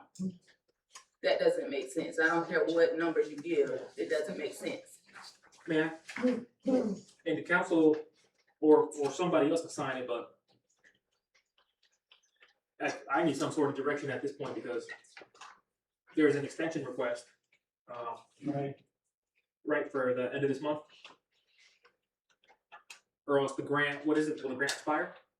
Okay, so that has to get signed. I haven't signed it yet, I was waiting till the meeting, because we had till the end of the month. Because on there, it mentioned the SHIP funding or whatever, but I remember Councilwoman Merrick bringing up at one of the previous meetings an issue with the SHIP funding. So, what are we gonna do about that? Mr. Easter, why is an extension even needed if the work is done? Well, there's a budget amendment too. There's about $2,000 or $3,000 from the temporary relocation goes into construction. I think about 1,000 in admin that goes into construction too. So we need the extension to close out the grant and to do the budget adjustment. Okay, so the extension has nothing to do with the constituents applying for the SHIP fund. Yeah, we need to make sure that all the projects close out on the CDBG, all the work's done. I don't think the work is actually, it's almost done now. I don't know if it's 100% done, but anyway, we just need to extend the grant to close everything out. Okay, and I still stand on this. The you being the grant administrator over the project, and I still stand on this, that SHIP funds were not needed and they were not over budget before these $15,000 septic systems came about. So I'm not in favor of them having to, on the back end, after the homes was completed, apply for SHIP funds. I think Mr. Easton, we should give him direction to resolve it some other way, because ultimately he was the grant administrator that was in charge of it, that allowed it. So if he allowed them to put a change order in that caused them to be over budget, then I think that's on the grant administrator. But I mean, I don't have any problems with, I'm in contact with Ms. Edwards from Tallahassee in regards to this. So I don't have any problems with the extension being signed, but I still stand on the change order, because I think it was excessive, and I think it's mismanagement of government funds. And who is Ms. Edwards? She's with the, we received the she's with CBDG. Okay. With the commerce part. Her name is Arnita, I think. Arneza Howard. Arnita Howard is her name. And she's the project coordinator, correct? For the CBDG. So she is aware. Was our office working with you with the grant? That's one question. And the second question was, were there no bids for septic tanks? Well, the septic tank is kind of a strange way of, not strange, it's kind of different. What with the housing is you have a base bid, and then you have the contractors put in potential change orders that may be needed. We can't put the septic tank in the base bid, because it has to be certified by the health department that in fact it needs to be replaced.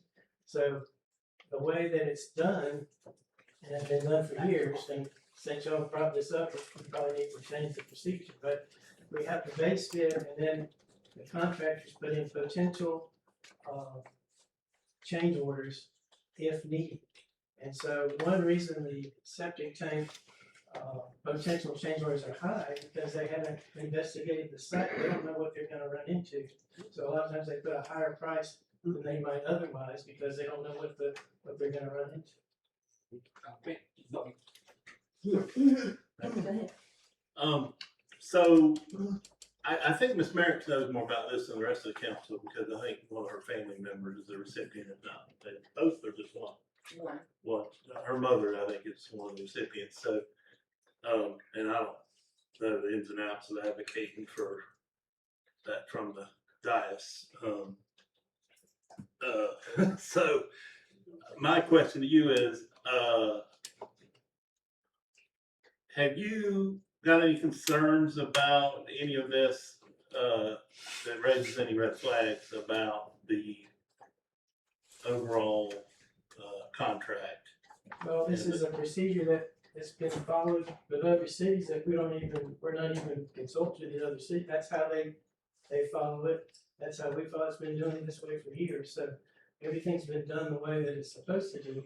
And you do have a higher septic tank cost, but it's within the parameters that we usually deal with. So the grants will cover the entire cost. I'm sorry. You go ahead. Not technically, with the SHIP funding. Which then is a grant. It will cover, yeah, not seeing. And the I'm issue is, asking. the constituents were never told about the SHIP funds, and that there was an entire different process, and that there could be additional 10-year lien on their property and their homes. I mean, I understand, it's free or whatever, but, and it was never told to them, and it was done on the back end after the homes were built. And we could get past all of that.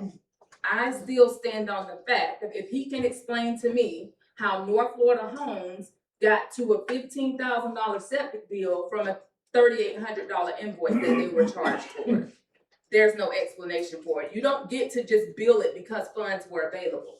And this is what I was told from the SHIP chairperson in Lake City. They had no idea about Fort White doing any CDBG or anything about it until funds became available. SHIP didn't have funds for a while, so all of a sudden SHIP funds become available, and all of a sudden there's change orders to get the SHIP funds. So I mean, if you can give me ground reason of how a $3,800 invoice got to $15,000, and then I have no problem with it, but you just can't do that on the SHIP funds become available, and then now you have a change order to get the SHIP funds, and then you require the constituents to do a whole nother application with SHIP on the back end, which it should have been done on the front end, which is what the SHIP coordinator told me in Lake City. It normally is done that way. So I don't think it was done that way because SHIP didn't have any funds at the time. But regardless of if SHIP had funds at the time or not, it still should have been done on the front end. Another problem is that they allowed the contractor, Mr. Andy Easton and Associates, gets a percentage to administer these grants and to do all the paperwork and go back and forth between the constituents and the town. North Florida Homes is the one that was doing all of their paperwork and stuff with the constituents, which is another violation of the CDBG process. The SHIP program was in the grant application. When the grant application was submitted a couple of years ago, the town passed a resolution to authorize the use of SHIP funds. The county commission passed a resolution to give you those money. So I guess they get funding from the legislature on a periodic basis, but they did have a resolution to give you the SHIP funds for this purpose. I just recently found that and forwarded it to, I think I forwarded it to all the council members, so I'm aware that that was the case. And I think I made the other council members aware, but I think what Ms. Monica is saying is that although those resolutions were passed, there were no funds to use, but then at some point they became available and then they were utilized, so my question to you is, you know, in your opinion, is there anything improper about any of this? All the change orders have been approved. But again, the septic tanks are part of the bid when they initially bid. They're in the potential change order. So those were received even before the SHIP funds were received. So again, the contractor doesn't know what he's gonna get into, so you would expect him to put a little higher bid because who knows, whatever the situation is, he's gotta solve it. And so contractors need to be cautious in that regard. But did the expense actually match what he did? Well, that's what he did. But I mean, can he adjust the bid? If he knew it, well, I'm gonna bid 14,000, but it only costs 6. And I don't know, that's why I'm asking. That's why it's competitive bidding. Okay. There are other bidders bidding as well, each $10,000 lower than the other bidder. I would assume if you looked at the other bidder's costs, even if that other bidder had a $3,000 septic tank, the bids would be about the same, so it becomes about the same at the end. But then that wasn't our purview to compare we're only comparing the base bids. And then we asked them, you know, what is your potential bids if needed? And that's the way it's been done for years, but since you're providing this information to us, there's room for improvement for sure. For example, you could bid the septic tank separately, or you could get them certified as to what the work will be and put that in the bid document. Of course, that takes a lot of time. You could put an allowance and say you can only spend this much on septic tank. So there's different ways to address it, but over the years, it really hasn't been a problem. Well, maybe you can make adjustments for the future. Sounds like this one's done and move on. So do we just allow them to build that amount for a septic system just because they can? Well, like I said, they have a slightly higher price because they don't know what they're gonna get into. But we know what, so that doesn't make sense. But so I know how much the septic was and how much the work was and what was charged for it. There's no accountability for them to say how they got to the amount outside of the invoice. So you just can add, okay, it's $3,800, I'm gonna add $12,000. Like I said, we looked at the area cost for these types of grants. We did a statewide estimate, and so it was consistent with what is the normal price in this area for CDBG grants. You're right, if I called up a septic tank contractor, the price would be lower.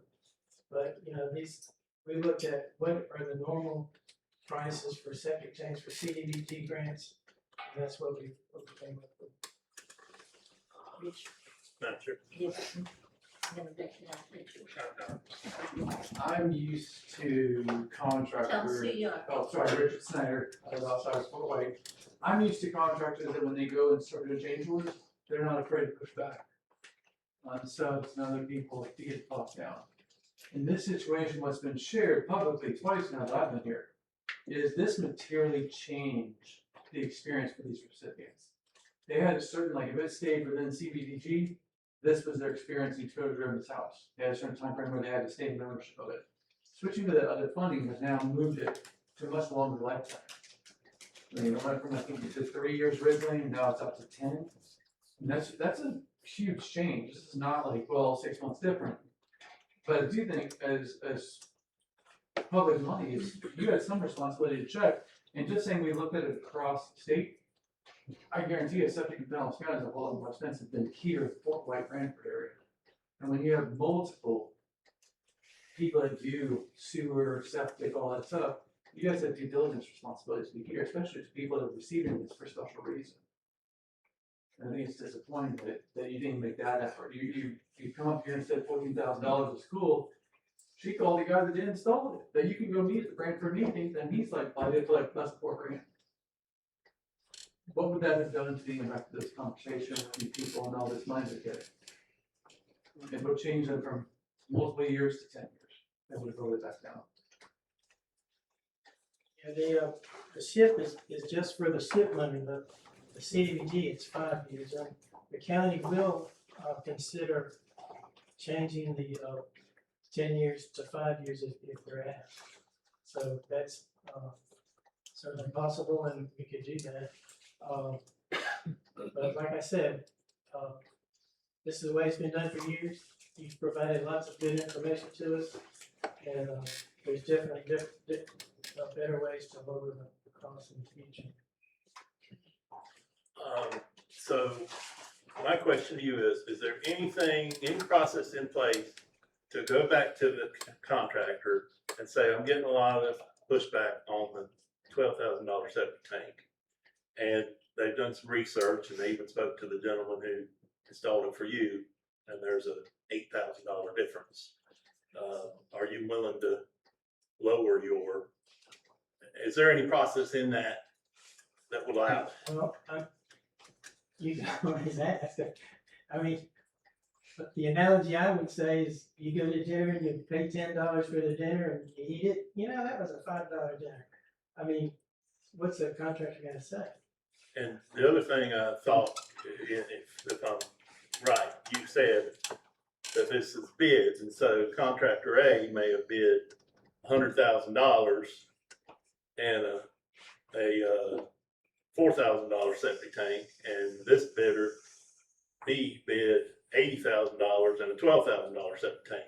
And he got it because he was a low bid, and he gets $80,000 and a $12,000 septic tank. Right, Is so that, these are competitive bids, so that issue of, you know, once you get the bids back, whether or not you could go in there and tell the contractor, you know, that potential change order is too high, you know, that would have to be looked into. But you would do that at the front before agreements are executed. But, you know, overall, they came out about the same in the end. that was my analogy. Right. But you're right, there's plenty of ways to address that in the future. But these are already executed, the work's been done. So you need an extension from us to close out these grants. Right. I move that we extend the grants so that Mr. Easton could close them out for us.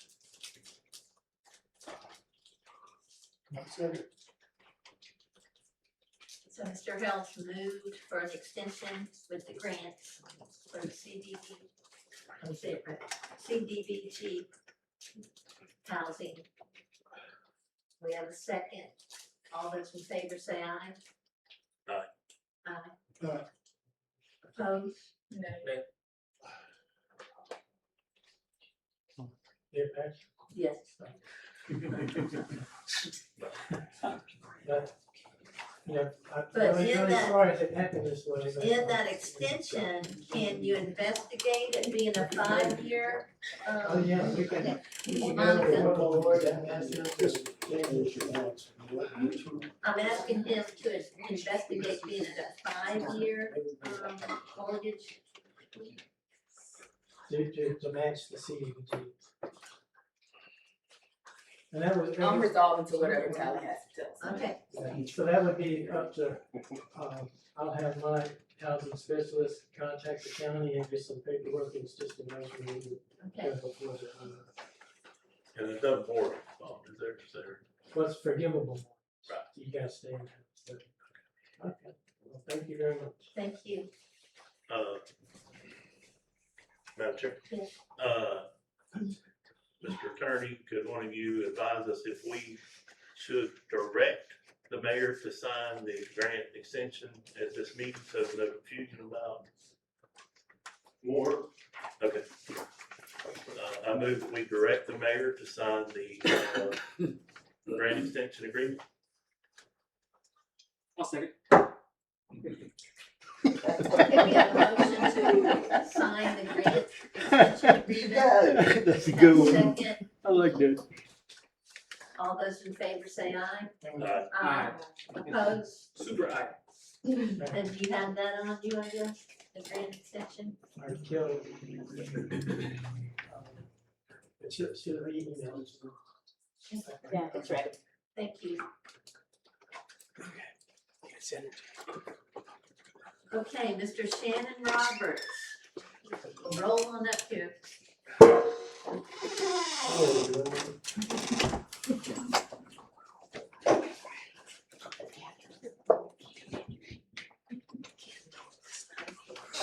Madam Chair, you communicated with me earlier to bring some information to talk about the boil water notice. And Could you please speak up? It's hard to hear. Yeah. We've got to stay quiet and you've got to holler. I'll absolutely do that for you if you need to. Don't have a problem at all, Stu. We good?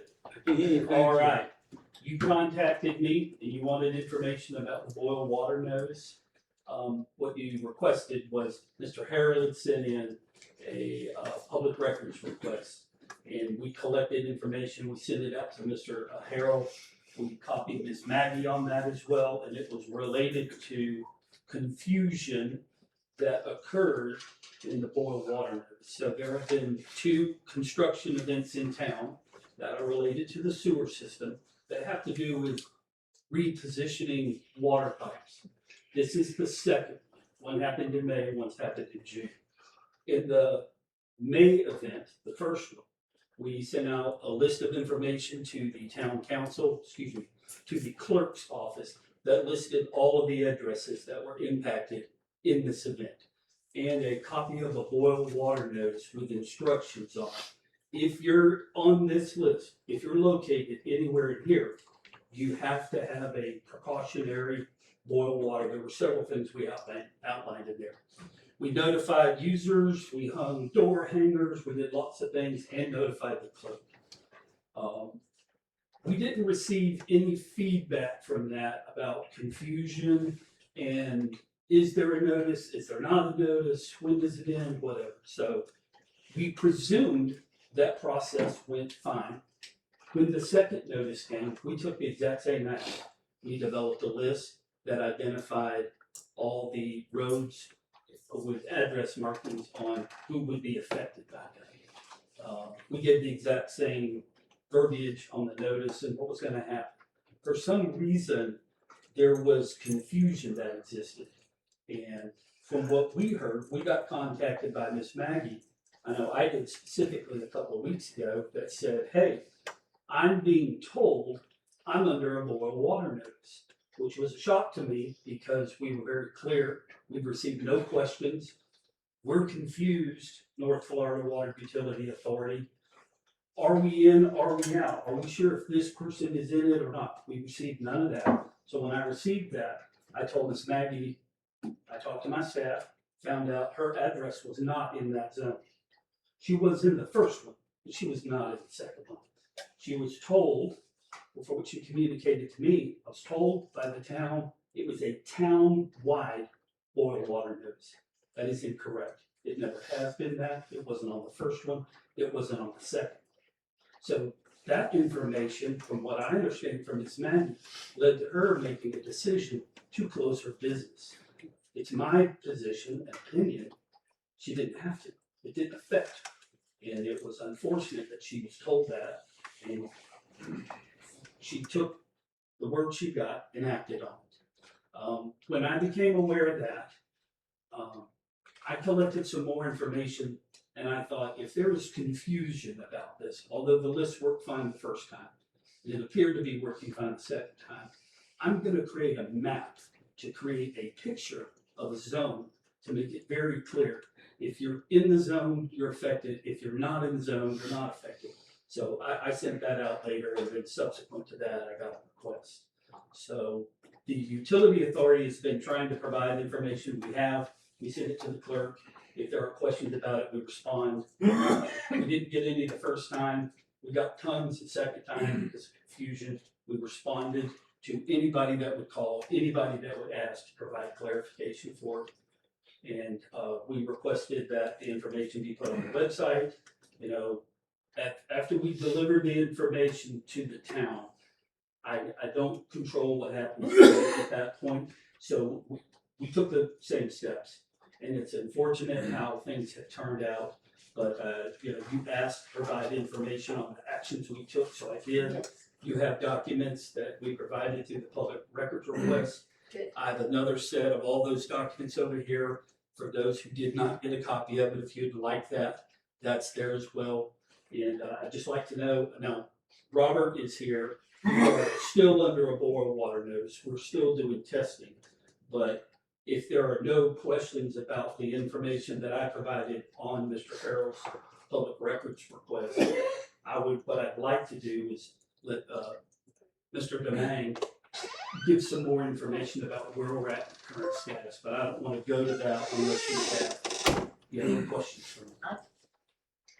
This one. So I said I want to follow up on what you said. I did receive an email from Miss Maggie at Maggie's table, and immediately forwarded it to you, and you very quickly responded to that, so thank you for that.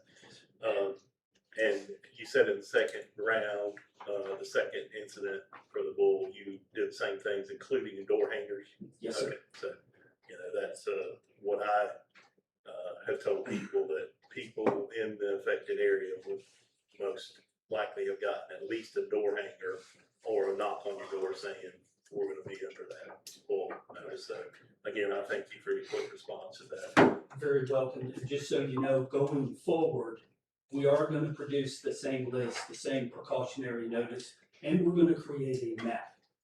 So what I want to do is make sure, because we're dealing with public safety and health, and if you have a boil water notice, it is a requirement from DEP because it says you may have an issue, and out of an abundance of caution, that's why you take those actions. So in the future, we want to be clear for everyone who's in, who's out, and to make it as seamless as possible. So for the next event like this that happens, and there probably could be more based on the sewer plant construction and the collection system that's going in, if there's another one, we'll produce a map as well to make it easy. And so if you have a restaurant or a business that serves water in some form, those you definitely make contact with a person so that they know that they can't serve water during that boil water notice. If we did that on the first one, didn't we? Yes, sir, we did. We physically went into places like that. Right. The only other thing I thought about was like that Twice the Ice place. I think they're on city water, but it's kind of a automated thing. Would you all have a process in place for them to be notified so that they could shut that off during? We'll have to take a look at that. I think If there's no contact information, I don't know how we would, but it's a good point. Right. If you can help me remember that. No, on stands like that, we generally reach out through the billing system and give those individuals a call. For any other business, like a church that might not be open, we'll try and reach out through the billing system. To take care of that. And we will also do the door hangers on the doors also, or at least supply it so somebody else can see it. Thank And I'm echoing his comment of the door hangers. Like y'all did do the door hangers, because we discussed that a couple times, how Buster used to go, you know, Buster. Yes. Buster was our maintenance guy who went around with all the letters. And, I've never gotten a door hanger from y'all, so I'm taking that as good news versus y'all aren't doing the door hangers. No, we're doing, our building department does the letters, they handwrite the addresses on each one of the door hangers, and they hand them out to us. I generate the list, because I go through all the addresses, and I give that to Wendy. She generates the door hangers, and then the last one, Freddie had about 100 door hangers, and he handed those all out, and at the same time, he was handing out a separate set of door hangers to other issues. Okay, thank you. Just, we want to eliminate confusion, so everything y'all are doing, we appreciate. And you can't miss our door hangers, the boil water notices are usually red or bright orange, they are a warning color, and when they're clear, it's a nice green. I'll see it and think I've won something. Mr. Chairman, if I could add something. Sure. Chairwoman. If in the future for other activities and events, if there are any questions, and this is open to the public, they can always call us because we don't know until someone calls. Please, our phone number's on our website. You can call us. If someone is confused, if there's anything, please reach out to us because we want everybody to be safe. We want to make sure that everybody has the best, correct, good information for them. So we'll take calls. We'll do anything we can like that. Good. Appreciate it. You're very well. And just for clarification, all these boil water notices are strictly associated with, rerouting water lines for the plumbing, right? It's not water quality related. No, sir. When there is construction and we have to open up a water line, there are requirements. If you have a loss of pressure for a certain amount of time, open pipe, it is a mandatory step that has to be taken based on DEP requirements. We just went through a piece where we had to open up 2 pipes.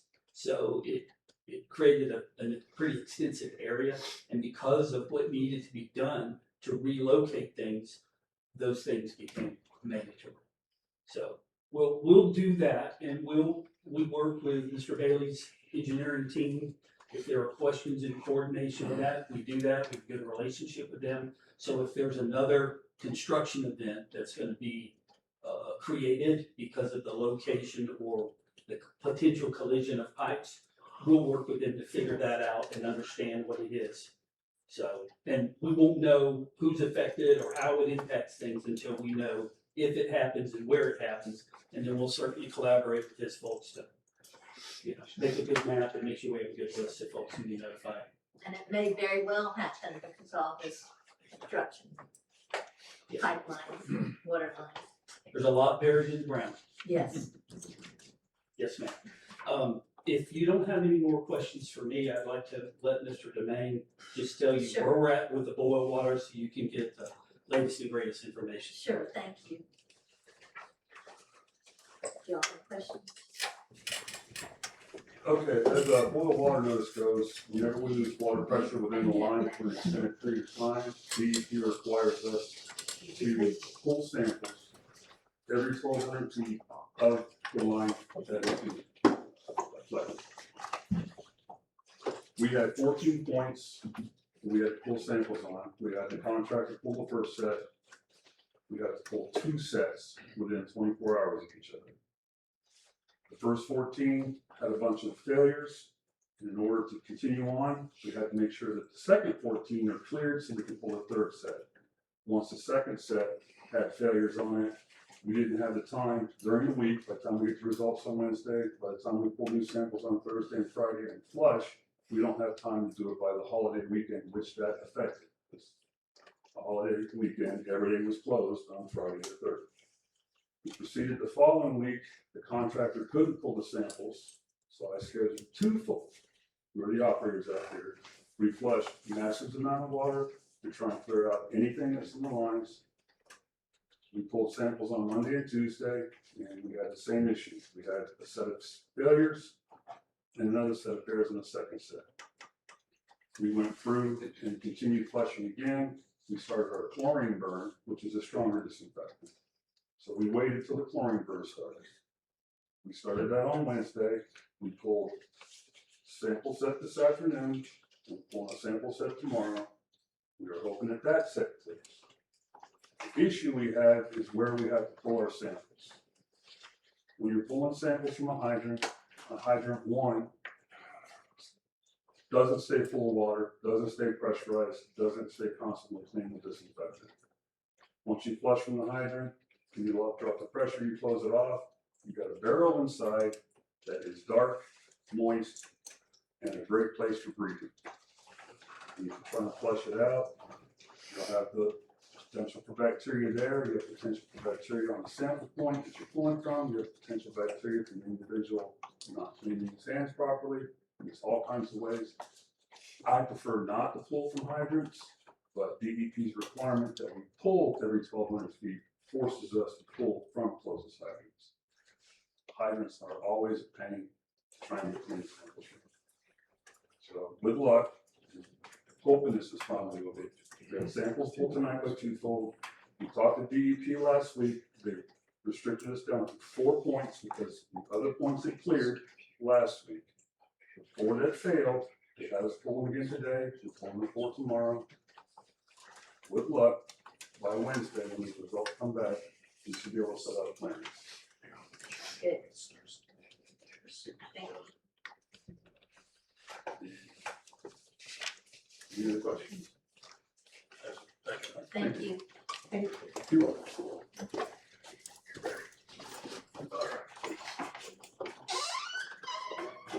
Thank you for both of y'all.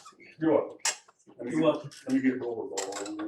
Okay, 3A, Ms. Ora, I'm sorry you sat there so long. My name is Laura Inman. I'm the president of Strickland High. Glad you're in the water tomorrow.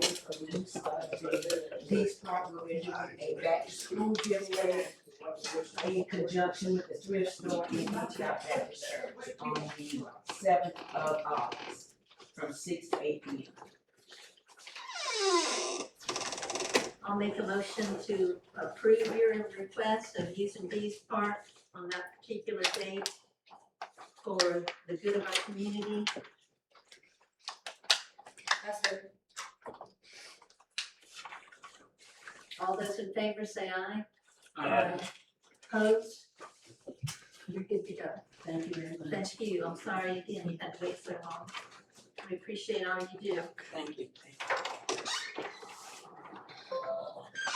Okay, if y'all are comfortable, I think there's 3 other things that can, well, 2, because she was number 17 on here. But if we can get gardening for change, y'all probably only need a minute. Is that correct? Come on, Richard. That's number 15. But we're moving it up here with this group of 3, 3s, A, B, C, D, E, F, G.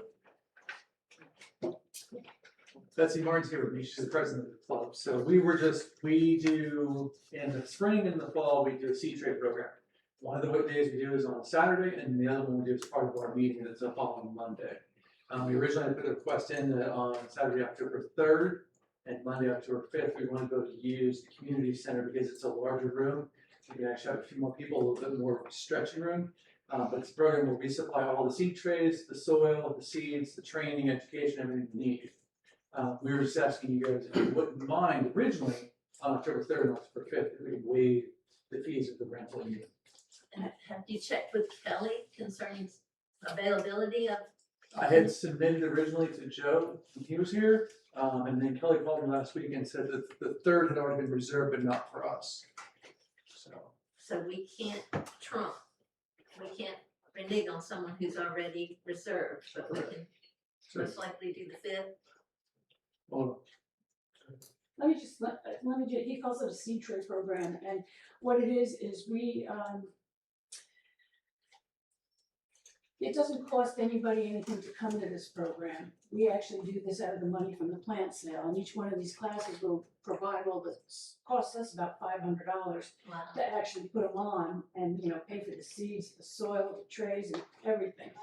So we meet at the Fort White Community Church, but the last time we had 35 people in there and it was way too many people in that little area. So, we're wanting to have more people to the class, so that, we can, teach people how to grow their own stuff and stuff like that. So, that's why we were looking at the community center. And that's a great problem to have, too many people, for good things. But do you have a second date in mind for the October 3rd? It would be the next Saturday, it would be the 10th. Okay. So I don't know that, I didn't have a chance to Kelly? call you. Tomorrow morning. So tentatively, if it's available, if we can get approval for the 5th and the 10th, that'd be great. Yes. Yes. What did your you redid the application for? Yeah, we passed a policy on this and there was an application, so, I don't know what your question is, but there is a process to go through this, Right, to get it waived. approved by the council, right? Yeah, so I think there's an application process. Okay. I'll talk to Kelly tomorrow and get that and submit it to you guys, so that I know you come back and bug you guys again on this topic. And on that note, I'll just add that y'all do an outstanding job in the community, and your wife and Michael and everybody else, for the community as a whole. And I see a bunch of cars at, I still call it the Methodist Church. Yeah.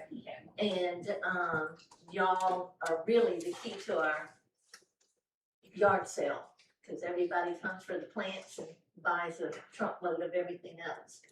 So we get in return, if we give you something, you get something back twofold, so I appreciate it. But the policy will have to be reviewed. So you guys are 501. Yes, you are. And this is open to the public. Yes, yeah, most of the people that come actually on Saturday, and most of them are from the public, like really not part of the membership. And there's a fair portion of them on the Monday class that we have a mix of membership and new people. So it's been a really great experience. We've gotten to meet new people, but also share a lot of great information. I think from memory that's all that was needed, so if you fill that out, the council can approve it on the next meeting and waive that, so. And Yes, sir. if y'all, when y'all send something to me, I'll post it a million times, as you know. Yeah, as we get closer to it. Thank you. Thank you. And if there's a flyer, I'm sure we can post that on our website as well, and outside of the bulletin board. All right, thank you. Okay, thank you. And there was one more quick one. Is there someone here from Fort White High School? Nope, the other Fort White. Sorry, Fort White Gunpla. Okay, I'll get you two. Fort White High School, this is number 16, is requesting approval to use, did we make a motion? He's gonna do the application. To use Dees Park for the crisis response, they do that every year. So someone gonna make that a motion? So moved. Say it So out, the moved. motion for me. I move that we approve for the high school to use that as a for staging area. We'll have a second. I second. Okay, so we've got a motion on the table to approve for the high school their use of Dees Memorial Park for the crisis response emergency procedures. All those in favor say aye. Aye. Opposed? So that passes. And then, again, this is skipping, but I shouldn't have let all these people sit here for something so simple. Gun Club, come on. Come on. Ours is just for the renewal of our lease. My name is Carrie with the Fort White Gun Club. It was number 5 on your agenda. She's Request approval of Yeah. Fort We White just, Gun Club lease agreement renewal. we just need to confirm that our rent isn't changing. It's an auto renew every year. And I submit our financials. so that We've you can- tripled it. You've tripled it. Yeah, we've In the budget. We appreciate everything y'all are doing out there. But that's all. We just need to confirm that we're still in good standing and that our rent isn't changing, so I can bring in August check. So someone making a motion for that, kind of did, but I move that we renew the lease at the agreed upon terms For the for White use Young of the Club. yacht club. Do I have a second? Second. All those in favor say aye. Aye. Opposed? You're good. Thank you. Thank I have a you. quick question for you. Have you guys been, disrupted down there at all with any of this Right. sewage project? No? Okay, Yes. good. Thank you. But we are, if there is anything needed, just let us know, and I come in every month and sit and chat, so if anybody needs anything, just let us know and we'll take care of it. And I'll make a comment. I forget now what was posted, but I shared a It post. was fantastic, thank you. Well, you need to do a couple more, cause that generated so much activity of people just not having a clue, including Right. myself. You know, I know it's down there, but that's all I know. Yes. Other No, than as that, soon as I saw it, I started doing screenshots and sending it to our membership good. contact who said he did speak with you. So Yes, we yes. were right in the process of doing, there were two enrollments per year, and one was our mid-year for the June, Yes. July, and it was perfect timing, so I think it added another 6 or 7 residents. But I can tell you that I have personally not received any messages from the people who said they've been calling, but we do appreciate Well, it. we'll post something else and that, you know, I think they were really sincere about it because it did get a lot of attention. So just keep posting and we'll share it. Not sure. Yes. I think in the next phase of the sewage, Phase 2. the sprinklers, the disposal fields will encroach on your old skeet shooting range. I think it's the Clays range, the 5 Okay. stand is over there, so if anything is gonna encroach on them, Right. that's where the overage went a little bit. They did move the stands recently, to address a different issue, which I don't know what you know as the old, I've only been here about 4 or 5 years, so. To me, the old one was down further where there was an issue, I believe, with the cemetery. So that's been brought up closer. There's now, when you enter the first gate for that section of the range, there's a second gate directly to the left is where the 5 stand is. And to the right at about a 45-degree angle is where the trap is. And then down the hill is where the pistol and rifle range is. And then the first entrance that most people don't use, where the clubhouse is, which isn't affected at all, is where the cowboy town is. The old steel village is down that way. That's cool. There may be, and I don't know how much this will affect y'all, there may be some lead removal involved in that old range, that skeet or trap or whatever. In the old, is that, so when you say lead removal, is that part of the water project or something that would be asked of the range? No, it'd be in the project itself, but I talked to the old So you see our budget. engineer, and he said that they would have to Okay. figure out. But they would take care of that. Okay. We would just need to know what sections to close when to keep everybody safe. Yeah, it's probably gonna be whatever they take for the disposal field, so if y'all know what that is. And We'll figure it out. you probably answered this through that post, because honestly, I remember the Cowboy Village, but and a bunch of other really cool pictures, but can y'all have an open house or a demonstration day without people getting all shot up watching? So I can speak for, I personally am a cowboy shooter. I shoot at Cowboy Town and not any other section of that range. So I know that when the Cowboy Town is open, yes, absolutely, anybody, we welcome people to come down. We put a sign out. It's the second Saturday of any month, of every month. So anybody's welcome to come down, just eyes and ears, keep yourself protected. Most of the cowboys are gonna be the friendliest shooters you've ever met, and they're not gonna let you leave without trying our guns. I can tell you that my boyfriend, somebody gave him pistols and sent him home, and they didn't know us before that day. And the gentleman said, nope, here, take them, try them. And I'm not saying I'm gonna give you my guns and do that, but that's how friendly they are. Everybody welcomes you, come on down, check it out, and have a good time. Okay, thank you. Thank you. You're welcome. All right, Mr. Glenn Hunter, this is listed as 3B. Would you like to speak?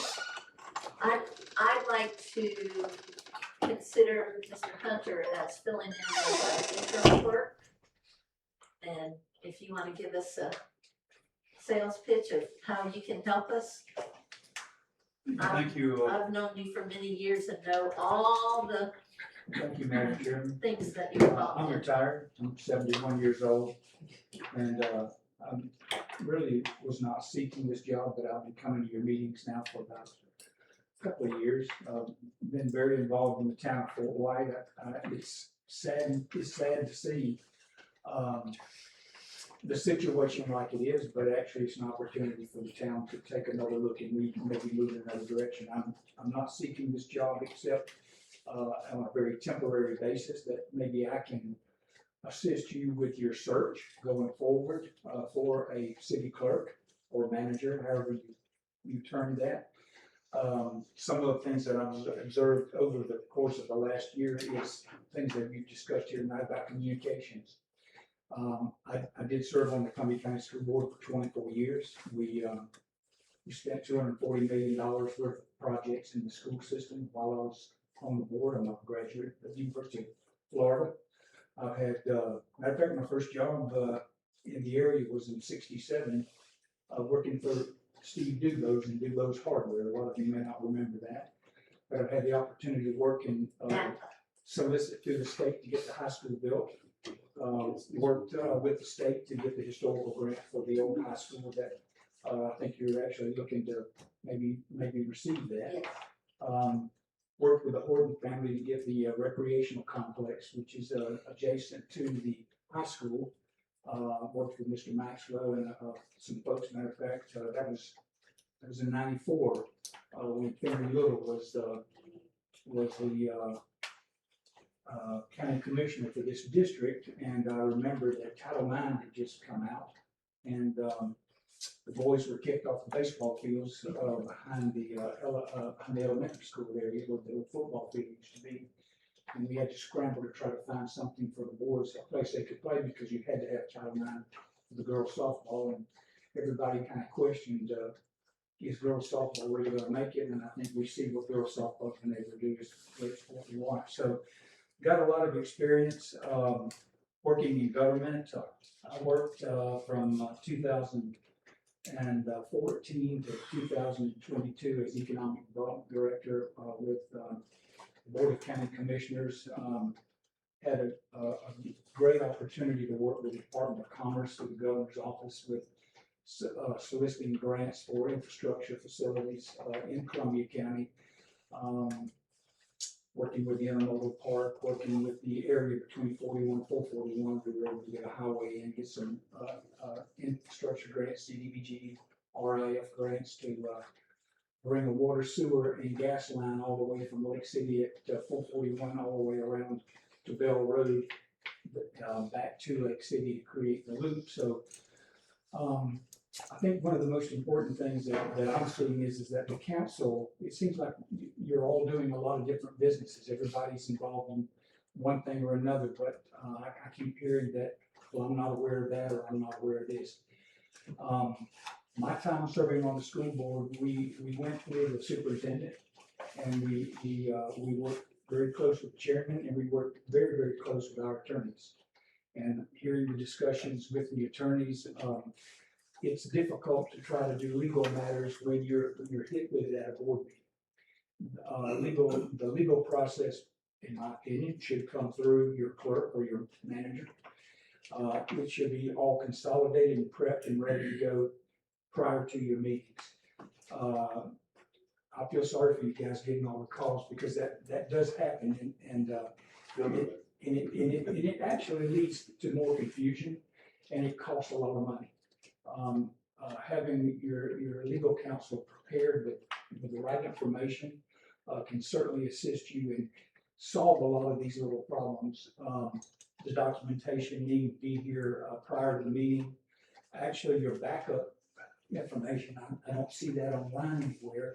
We always had to have our backup information along with our agenda in a specified time that was required by the state, so that everybody could be informed. So that's my story. If I can assist you, I would only want to do this if you want me to do this. I would want to speak with each one of you, find out what you're looking for, because at the end of the day, the most important thing that you can do is we want to serve the people of Fort White.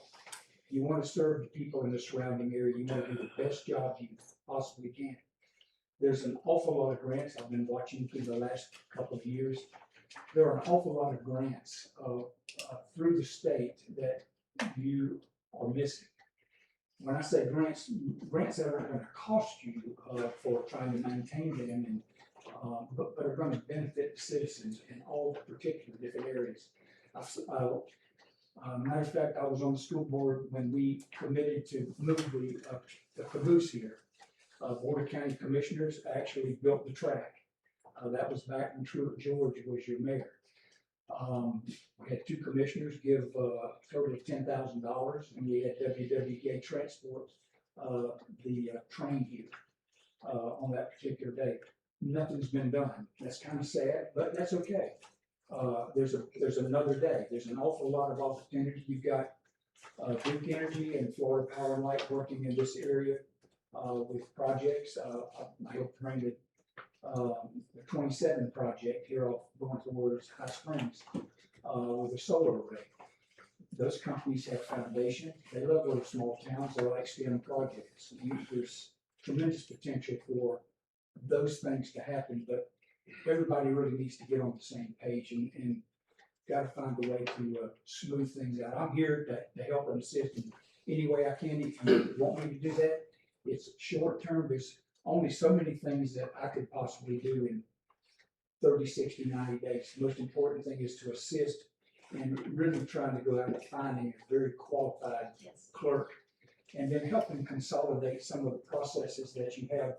Critically, you have processes associated with grants and filings. Things need to be done. There's confusion. Maybe sometimes the office should be educating you on each of these things, and everybody should be on the same page. So, any questions? I agree with everything you said. I have a question of, as far as a commitment time-wise, right? Are you an 8-hour day, or you're a 20-hour a week total? What? It's just whatever you need. But I see you had the other city manager, and I worked with Joe Helfenberg for 2 years with economic development. He was in an office probably 2 or 3 days a week. I was in his office because we worked on all the coordinating grants between city and county government. Politics get in the way, so we have to try to work to smooth that out.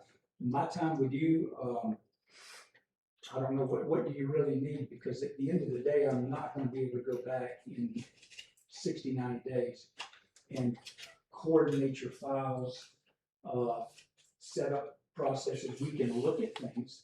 I can work with your assistant clerk. I think you've mentioned that you need another person, another office person to come in and work with the clerk, the assistant clerk, and I can help put things together to find out what's the absolute necessities that you need to have as it relates to communicating with the state and county government. Have a good working relationship with your commissioner here. Your commissioner in Fort White, don't kid yourselves, they are very powerful as it relates to their ability. When you take the size of the county budget, and you take the size of your budget, and you look at that 1/5 that your county commissioner has, there's an awful lot of coordination, and you have gotten a lot of that. But if things get streamlined and organized, you can do a lot more. Yes. And it's their desire. Prioritize. That's correct. So as far as time goes, I'll work as much time as needed. I don't want to work any more time than needed. I wouldn't want to waste any time. So you had Joe in here 2 or 3 days. I don't know how many days that you really need, but you couldn't expect a temporary person to come do the entire job. But the most important thing is to take care of the necessities. And it would be important for, I think, the person in this position not to hand off your clerk position to some agencies out here and roll the dice and see what you can get. It's going to take a little more than that. And I think your person in this position should really seek to find the most qualified, who's gotten experience, who does this, who can take the tough knocks, if you understand what I'm saying. Yes. Yes, sir. Yes, ma'am. So are you going to take the job of what we would be a headhunter or whatever, you would be that I'd be person? more than glad to start that process and seek a solution to get to the best source. Okay. Rather than let's just go out here and roll the dice and say maybe this agency's got this. y'all already had some bad luck, and there's no point in even wasting the time with that, in my opinion. So with your experience, I think you would be a lot more successful than just a blind head hunter. And I mean, I'm sure they're I'll valuable. do the best I can for you, because it's important for me. I've spent my whole life in Columbia County, family, been here, and I live down there on the river. I always tell people, when they ask where do you live, I live in Fort White. May not be in city proper, but I live in Fort White.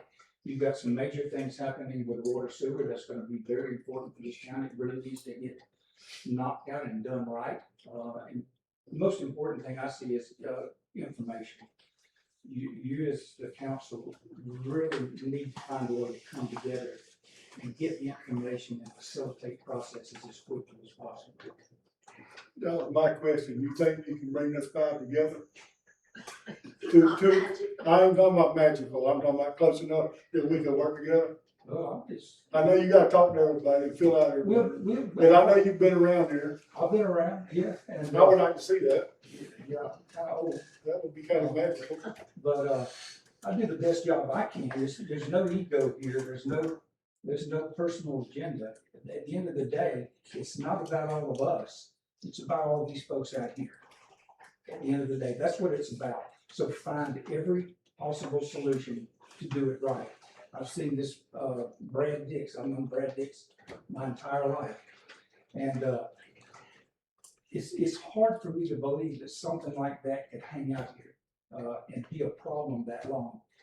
You need to go to the source of the problem, find it, and then solve it. So I'll do the best I can. I won't be able to do everything, so, yes, sir. So would you submit a proposal to the council, or do you need feedback on what we would? Y'all just give me some feedback. It's not about the money. It's not about me. Because I wouldn't be opposed to appointing you clerk today, but we would have to discuss how many hours or how many days. And, you know, the most important thing you said is hiring a qualified town clerk. And, you know, if we go with service, one of the proposals we got in here, I think it's $32,000. So, and that's not. Yeah, I watched the Anybody city, I working watched the in- city of Lake City go through some of those, and it was a horrible ordeal. It took them over a year, and they absolutely failed miserably with that. So, you don't need $32,000. So let's, I'll be more than glad to, I don't know what your boundaries are. I think you had, Joe in here 3 days a week, about 24 hours a week. We could set some limitation in that regard. Plus or minus. You need a clock or how much time is done, or if someone's at home, there's a lot can be done at home. But, depending on how you want to structure it. I'll work with you any way you need. Is 3 days too much for Yeah, you? for me it is, I'm retired. Yeah. You're not retired because you've got 100 projects going on, but, could you be in here 2 days? 2 days to work, yeah. I think you would it would be a benefit for us, and it would be a benefit for Kelly to learn from you. Well, I feel bad because you need somebody that's dedicated. For me, the best thing that I can do is if we were to say 3 months, my goal would be to get it done. Yes. We could get it done in 4 weeks. Yes. It would be great. Because You- the only reason I want to do this is to do everything I can do to help the Yes. town. And you said 30, 60, 90 days, and I would vote 90 days, and if you performed a miracle and found someone before that time, we could That would say certainly make thank me you. want to work hard. Yes. And then what kind of, payment? And thought about that. So whatever your natural standard is, it's fine. I'll probably give it back to you and do something at the train station or something. Whatever we can do. Go ahead. My Well, I won't question make that to, statement because there are some IRS issues, so we'll talk about that. my question to the council is the council, willing to entertain appointing Mr. Hunter as town clerk tonight. And then have him submit a proposal, for 2 days a week for council approval at a future meeting. I mean, that would give us the designation, and if the council has invoices they approve, then, you know, he could sign them. He could sign off as the town clerk on the contract along with the mayor. We approved a couple tonight. Sounds like he's willing to do it, and we'll work out the financials later. I would rather not do anything without a written proposal, because you could say anything, not say that you would do this, but anything can be said and it's not put on paper and it's not signed, and then they come back and say, hey, I said this, but, you know, never mind. I would rather see a written proposal and then let us come back and. I'm willing to go with the verbal to expedite the situation. Can you go, oh, sorry. If we can, We could do something, by the end of the week, I can give you some part number. If you wanted to go with Joe's contract or a little less, it doesn't matter to me, based on your time, the time. So that's not an issue. do you know Joe's contract well enough to know if that would be? No, Joe had a proposal for 2 days a week, and I don't remember what it was. And could he act in good faith beginning tonight, without a signed contract, since we've done all these non-signed contracts with everybody who walks in the door? If y'all vote, which Scott directly to distribute, if you vote to make him the town clerk, which you need, then he's the town clerk. Whether y'all, I would suggest you get a contract, but he's the town clerk. And Madam Chair, the other thing is that, we can use the procedure you used the other day. Get the proposal together that meets Mr. Hunter's approval, and legal can bless it. And you can have a single subject meeting, call a meeting, and Leonard can be there by phone, and it's a 15-minute meeting and ratify the contract. So as was said, we have a written document. So we can get that done. I'd like to initiate the vote tonight, and then we can ratify the contract via telephone. If we just state clearly what's happening, sounds like 2 days at a rate of, we've got to say a rate. We can't just say whatever Joe had, or, you know, we'll give it back to the depot, and I respect and appreciate that, but we've got to have a rate. And then that would make him effective tonight, and there's probably invoices tonight. And then you can stop by as soon as checks are printed out to get some of these invoices taken care of. Sure. Yes, sir. I would at least like to see a resume or an application or something, before we hire on a full-time employee. They gotta do, I would think we would want to do a background check, which I'm sure you'll pass, and a drug test. So I just suggest we at least make it contingent upon that coming back clear, which I'm sure it will, no doubt it will. Well, the drug test has to come back clear anyway. But I make a motion to appoint. So did y'all get Joe Heffelberger a drug test? Yes. Yeah. Okay, I'm just. And the background check, yeah. Does that surprise you that he? Yes, it does, yeah. Yeah, exactly. So that's all I'm saying is, do we want to make him being employed by the town contingent on the results coming back good for those tests? The test would dictate that. Joe hired a temp, and she was hired and failed the drug test, so she was thrown out. And we discussed that in one of the meetings that apparently, and I don't even remember if you were at that meeting or not, but we discussed that. My motion is to hire Mr. Hunter tonight, for 2 days a week. You can set those 2 days, and I'll say 16 hours. Fine. And we do need to say a rate. I don't usually get up that early, but that's fine. Do you want to throw an hourly rate out there? Do you wanna make it, 10 hours a week? I mean, I had no idea, I had worked in so long. 10 hours a week is not gonna mean nothing, John. It'll sign checks and get invoices out the door. I disagree with that. Okay, Our 16 attorney- hours. Get out Our of the attorney No, it says- recommended that we needed a contract. I think we should look for that. But we can start in good faith with him, sirs. I'm asking you again, because I heard y'all say You can yes. appoint him as town clerk. Yes. I vote. So once again, my motion is to appoint Mr. Hunter, the town clerk,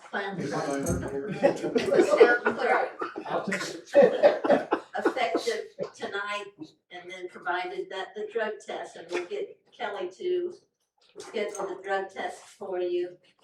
And the background, I'm sure both of those are excellent. You've served our community for more years than, well, I don't know, I was gonna say that y'all been I'll alive, put but your we're res- all been Present you around with a a while. resume also. Excuse me? I'll present you with a resume also. Yes, sir. Do I have a second for that motion? You got somebody who wants to resign. Go ahead, I'm sorry, you I have, just wanna. come on up here. Enrique, we know you now. Yes. I heard him, don't say anything, because it's important. I heard him say that he heard forward that any another person wants to help out in the office, and they go, okay. I understood him right, a person that would be dedicated to helping him directly to gather all the information he needs to go forward, okay? I agree with that. The other thing that was very clear for me, I mentioned it prior to meeting, somehow you all have to get together. It's tough working together, not against each other, Yes, sir. and backing each other, discuss things. I don't care if you go in a corner between either one of you going forward, but at the end, shake hands and says, listen, I respect you, we disagree on certain things, but let's do it civilly. Because you're here to serve the people, you're not here to serve yourself. Because if you're here to serve yourself, you're in the wrong place. Plain and simple. So I heard him very clearly, and it led me to believe that he'd been listening to this whole thing, and he needs to be fixed. And from what I hear verbally, and I agree with her, needs back, the resume and everything else, to back himself up. Remember I mentioned also black and white for accounts? Okay, I agree.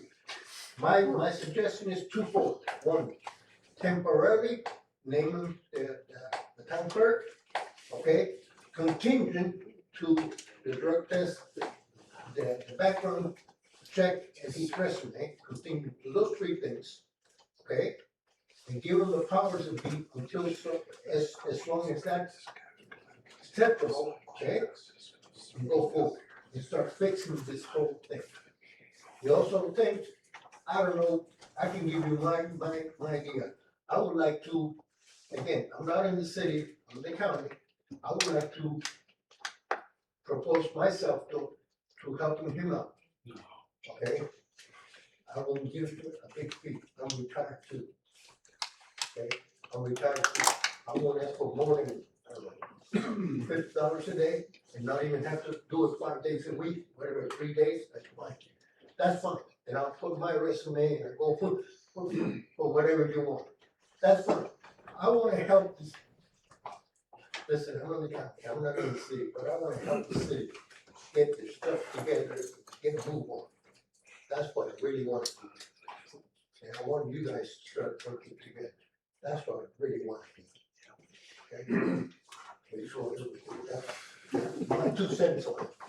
Thank you. So, if I may, Yes. just to be clear, we're appointing Mr. Hunter to be the town clerk in a voluntary basis until we ink a contract. And then, once the contract goes into place, then you'll be a paid town clerk for whatever period of time we need your services. And your emphasis would be on locating a qualified town clerk/manager and, organizing this office and making sure our grants and things are taken care of so we don't lose them or get fines and things like that. Great. So, are you going to have a special meeting to approve, I think we can do that. contract, or how do you want to do that? As soon as you send it to us, we call a special meeting, 2 days later, 3 days later. Madam Chair. Yes, sir. Just Walter reminded me, you may want to include a resolution here that he be allowed to sign checks before we check account. Because that, will be required in addition to being a town clerk. Thanks for that. And that's a good point. That's a great point, because we had so much trouble with, Mr. Helfenberger I understand. being permitted to sign the checks. So, can we make a motion to have the, We'll prepare that for Okay. when your contracts, Okay. with the same, so that'll be your direction. okay, Madam Chairman, you have a motion and second, I think, on the floor, don't you? yes, yes. Hey, The motion, Did they get the word, maybe did they get the word you was asking a while ago about the background check and the? I don't even know, Bill. we can appoint him, and if he fails the background check, he'll be thrown out. That's- Go ahead, I'm sorry. Thank you. The proposition on the floor, I just want to point out 2 things. There's already a contract with Joe Alfenberg, which you might want to look at, because that's already done. The second thing is, nobody should work for free. And if you're gonna do this, whatever you guys do, and I'm not the attorney, that's for sure, whatever he agrees on should be retroactive. I don't think the guy comes in and works. The way this board usually operates, it can take 5 months. It's not really fair for Mr. Hunter to work 5 months for free for anybody. So I think the contract should be contingent, that be made retroactive from the day that it starts.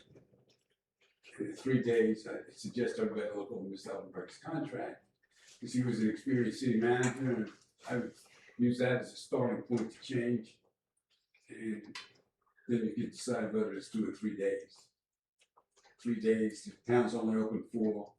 So he's a short timer, so I think that's something that you guys need to consider. And if 2 days doesn't work for you guys anymore, I'm done. Okay, thank you. And we know it's temporary, that's the whole, message from Mr. Hunter, is to help find someone permanent. So there's a motion on the floor. Breakfast. Did you do the second? Did you second the motion? We're on the second, I think now. Okay, do I have a second? Repeat motion. The motion is to hire Mr. Hunter effective tonight. And then get the drug testing and submit a resume as soon as possible. If the drug testing fails, you're out the door. And then we'll get a contract and hold a special meeting to sign the contract. I'm looking at y'all for direction if I'm missing something. And the banking resolution. Write the resolution, yes, sir. The banking resolution. The banking resolution, yes, sir. Do I have a second? I'll second. All those in favor say aye. Aye. Aye. Opposed? Nay. So that passes 3-2. Thank you and congratulations. So Thank you. do we need to direct Kelly to do the drug testing? Not do the drug testing, but schedule that, Kelly? Mm-hmm. And, background, which Kelly, you know how to do all that from Mr. Hoffenberger. And, issue Mr. Hunter a set of keys and educate him on the security system if there's something he has to know with that. And then acclimate him with the office procedures. Kelly. Sounds good? Is there something I'm missing? Okay. And as soon as we hear from y'all with the resolution, we'll turn around and schedule a special meeting for that to be signed. Well, why don't we just approve a resolution, and if they're good with it, we can just sign it. No, the contract. We'll have it for the next meeting, for that special meeting. And Mr. Ireland or both of y'all can just do that via phone. Yes. But that's when you gotta holler, Mr. Ireland. I'll be happy to holler. Use that gator voice, holler. Okay, Thank you, Mr. Hunter. thank you, Mr. Hunter. Good luck. Now we're going with Justin, if you're still awake back there. Justin, thank you, Greg Bailey. Yes, ma'am. This is Justin Miller, Fort White, I'm gonna make this short, sweet. I'm not gonna talk about everything else. One issue, I was the contractor that done the concrete work at the depot. I'm also the county contractor, concrete contractor. The county and you guys work side by side to produce that. Upon working on that, Councilwoman Terry and I spoke numerous times. She asked for some assistance on looking at other parks to see about being ADA compliant with any parking areas or sidewalks, whatnot. Started off at Pease Park, we are out of compliance. You guys have already scheduled 2 events to be there. And handicap, there's no handicap accessible for a handicap playground. There's the nearest entrance is almost 3/4 of the football field away from the playground. It's in my opinion, from my professional opinion from doing this with the state, I do work for the state, other municipalities. I don't know if you guys can coordinate with the county again and come up with a solution, or if y'all want to try to pocket this expense out. You guys can piggyback because you are a municipality off of my county contract, because I signed the agreement to let other municipalities inside our county do that. Or you can send it out for bid. I don't know you guys' bid process with the city, so I'm not gonna be up here stating a price of what it's gonna cost to put myself or you guys in jeopardy anyway. You can piggyback, but it's not me up here saying, I want the money, that's not it. I got asked the question by a friend, I went and looked, here we are. You've got to do something over there with a parking area and a sidewalk to access that. A wheelchair cannot come in. You will be there, that's a lawsuit waiting to happen, and with the struggles that we're going through right now in the town of Fort White, that's the last thing you guys need, because they will win it. They will demolish Fort White with an ADA lawsuit. It will happen. Yeah. Any questions for me? It's 4:30 is early, and I'm starting. So I'll answer any questions, yeah. That's it. This is to you and Glenn, and I don't know that we wanna, delay anything, but, our insurance provider Preferred has a, grant program, and, expenses of about $10,000 qualify for a 50%, match from them. So if we spend 10,000, they'll give us 5,000. But it's for things like upgrading handicap, parking, fixing broken sidewalks, things that cause safety concerns for insurance companies. I gave that to Joe before that, but it was too close to the park state for him to actually really get in there. But that's one possibility for 12 for that. Do a whole assessment of the property. Sorry. Did you do a complete assessment? No, sir, I just did, basically concentrate, once I seen Dees Park was out of everything there, the compliance there, I kind of just said, whoa, because if you look at it, there's a couple of these guys in the room that know with the county, once you show that that's an ADA playground, once that ramp gets installed, that's all anybody needs to see.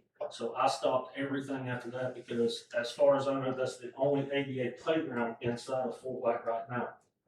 Everything else can wait, because it can always be said, we're upgrading, we're fixing, we're trying to accomplish something here. But that's in place. That's a structure it's in place now. So that's going to be a mess. Rocky's behind you, Clint's over there. Somebody falls off in a wheelchair trying to wheel over there to it, or they get ran over by some trucks that park in there under the shade trees that just ride around the park all day long, that's gonna be a lawsuit waiting to happen. Fort White will, am I wrong? Fort White will get demolished with an ADA lawsuit. They won't be able to handle it. And they charge. That, because Tallahassee's coming. I mean, it's coming from the higher ups, it just won't be an individual. And what did you say? I'm sorry. Some people target you for that. Yes. And look, they ride around looking for that. Well, we had an The lawsuit. example, the ball field, Yeah. example over there, right here, it was targeted because the county already had it on the work order list. Rocky, Clint, already had it for me to do. There's some potholes in the asphalt, the asphalt ADA parking needed to be upgraded. Well, as they upgrade, the county goes from asphalt to concrete. Lasts longer, less maintenance. We were already in the works. What they do, have somebody go over there and nitpick it to death. Tallahassee gets a phone call, counties get sued, but it was already in the works to be done. Then it's jumped through hoops to try to get it done within a week to get lawyers off back in the state. But that was what you wanted me to accomplish. We looked, I just stopped kind of at Dee's part because we need to, in my opinion, that would be the one to address because that's actually a structure sitting there. Everything else can, sidewalks, all that stuff can be addressed at a different time. This is something that's, doesn't even have access to it. You have to park, walk down to a tree line. I watched a young lady today bring her 2 kids. She walked down the fence line, had to move a tree branch this big. I was trying to get to her. She went ahead and moved it. I was out there with a tape measure to even access to get into the park with her kids. Madam Chair. Yes. Is there anything we need to be aware of the hills? Were those pavilions made handicap accessible or? I do not think so, and this was something that was addressed with Jeremy, what's his name? When we did the amendment to the grant, because everything was not going to, fit into the, grant, which Mr. Saunders had said was going to, be in there. He just made it seem like it was parking that we had to have in order to get the grant, that there had to be assigned handicap parking. He never said anything about sidewalks. Did he tell you anything about that? Because we couldn't get the grant without the handicap parking. He said it had to be signs and handicap parking.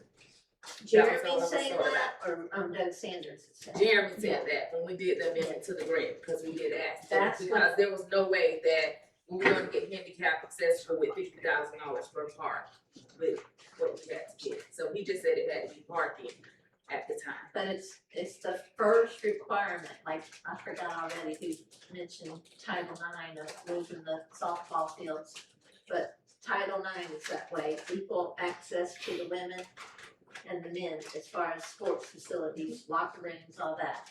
And I always say, as a teacher, I knew that those grants were trouble without the ADA compliance. I'm gonna go back to layman's terms. You heard the old saying, you pee into the wind, it's gonna come back and get you. That's what it is when you just put in a parking stall. Because what are they gonna do after, where are they going? How do they access where they need to be? I know, that's what I'm just trying to tell you. Whoever said that, that's, to each their own on what they're trying to get accomplished. And that's probably worse, because that's just halfway. But that's enticing someone to park there. Yeah. That's needs access. Yeah. So that's encouragement then. Well, that's what I mean by it's worse. But thank you. But there's no ramps or anything at Johnny Bryan. No. No. That playground equipment has a ramp. Indeed, you know, but there's nobody to get to it. And like I said, I can't give you guys a price because I don't know your bid process. Like I said, if you guys are gonna bid that out, you're gonna try to piggyback off of mine. It's not up here about the money. It was asking for an opinion, and my opinion is I have seen it.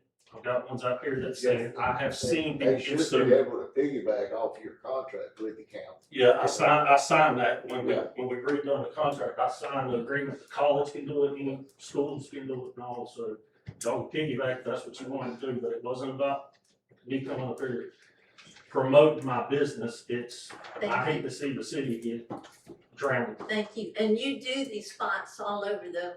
I do work for the state. I mean, numerous municipalities, Okay. St. Johns County, Alachua, downtown Gainesville. So, I mean, I'm known for the stuff that nobody else wants to do, and that's continue to charity work. As much charity, if somebody will feed me right now, I'll volunteer. Before the barbecue. Yeah. Before the barbecue, straight for the football field for charity. Can you get with Glenn and coordinate and let Glenn, see if there's any funding opportunities, and then he can break his recommendation. Okay. And if we need to move forward on the piggyback on the county, then we can. Well, my price sheet's public record, and all that stuff. Thank you. Thank you. I appreciate you, your contract with the county, leave it out per yard. Per yard. Here's per square yard. Per square yard. I'll catch you. Getting out of here. Good night, thank you. Thank you, Justin. This goes on and on. Do we want to have a 5-minute recess? No, Madam Chair, Can I please I'm finish? gonna suggest that we speed this up and everybody get straight to the point on these next few. And just give the answer and move on, and let's not elaborate on every one of them. Thank you. It's 9 o'clock. This goes back to the attorneys, number 4, for the mandatory hookup for the wastewater. I requested that one. I make a motion that we direct the attorneys to have a mandatory hookup ordinance prepared for the town council so that we can review it and vote on it come the next meeting. That's my motion. That's what we'll do. Can we add water to that? No, That's what I was gonna ask. that's my motion. Y'all can have another motion. I think we should, I don't think we should, and we discussed this at the community center, that we should do the wastewater without the water. I think we was directed by Greg Bailey to do them in seats, so we could do it. So what's your reason for not wanting to do the water for it? Like a new water ordinance? No, to address the mandatory hookups for it, because you can't, he said it can't work One goes with the without, other. one goes with the other. Okay, so why I prioritize the wastewater ordinance right now is because there does exist an ordinance for the water. It might be a little outdated, but we have a water one, and it does talk about the hookup. We have nothing for the wastewater. Well, this is So that's- killing 2 birds with 1 stone, Mr. Mayor. To make them both mandatory. Yes. I think the water ordinance might already include. I would want to read the water ordinance first, but I think there's mandatory language in there. Do we have a second to this motion? I think Fulton already. May I comment? So we have people now that are using their well, and the water line goes right in front of the house. So it's a convenience fee or something, availability fee.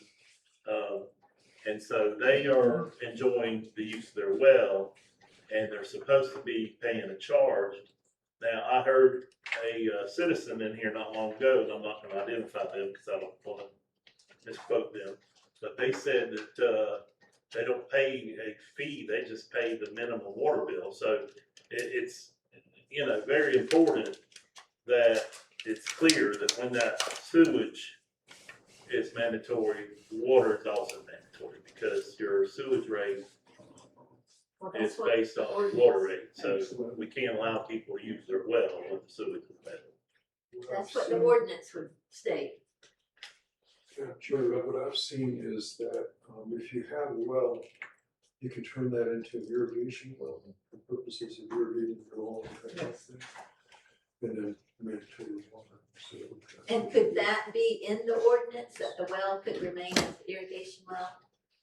And have y'all done an ordinance where they're together, the waste? Okay. So do we want to vote on the mayor's, I want to request that he amend it to include the Okay. water. I mean, it can't hurt. To me, it can't hurt. The other reason I didn't do anything, we haven't even made a decision about the water bill. I mean, you know what I'm saying? Like, cause that's what Councilman Harold mentioned is kind of the problem now, where we do have some of those homes. I think that's the situation with my home right now when I bought it from the guy. What can we do about that? We don't control our water utility. I mean, I would think we should make a decision on the water utility and bring that up then. I don't know, that was my reasoning for doing the motion like that. We don't even- I'll say it this way, if his motion fails, I'll make a motion to have the water and the sewage together. Because that seems to be what Mr. Bailey is pushing, and that seems to be the norm. Correct me if I'm wrong, with these sewage, water things being together. So, Or is that a nod? so regardless of if we control our water right now at this point, it would have to, like, the North Florida Utility Authority would abide by our ordinance for the required hookup, correct? Yes, I would think so. Yes, sir. And so, again, the problem is that there's no way to calculate your sewage rate Without, if you're not calculating the water coming into the house. So, I agree with, Madam Chair. Do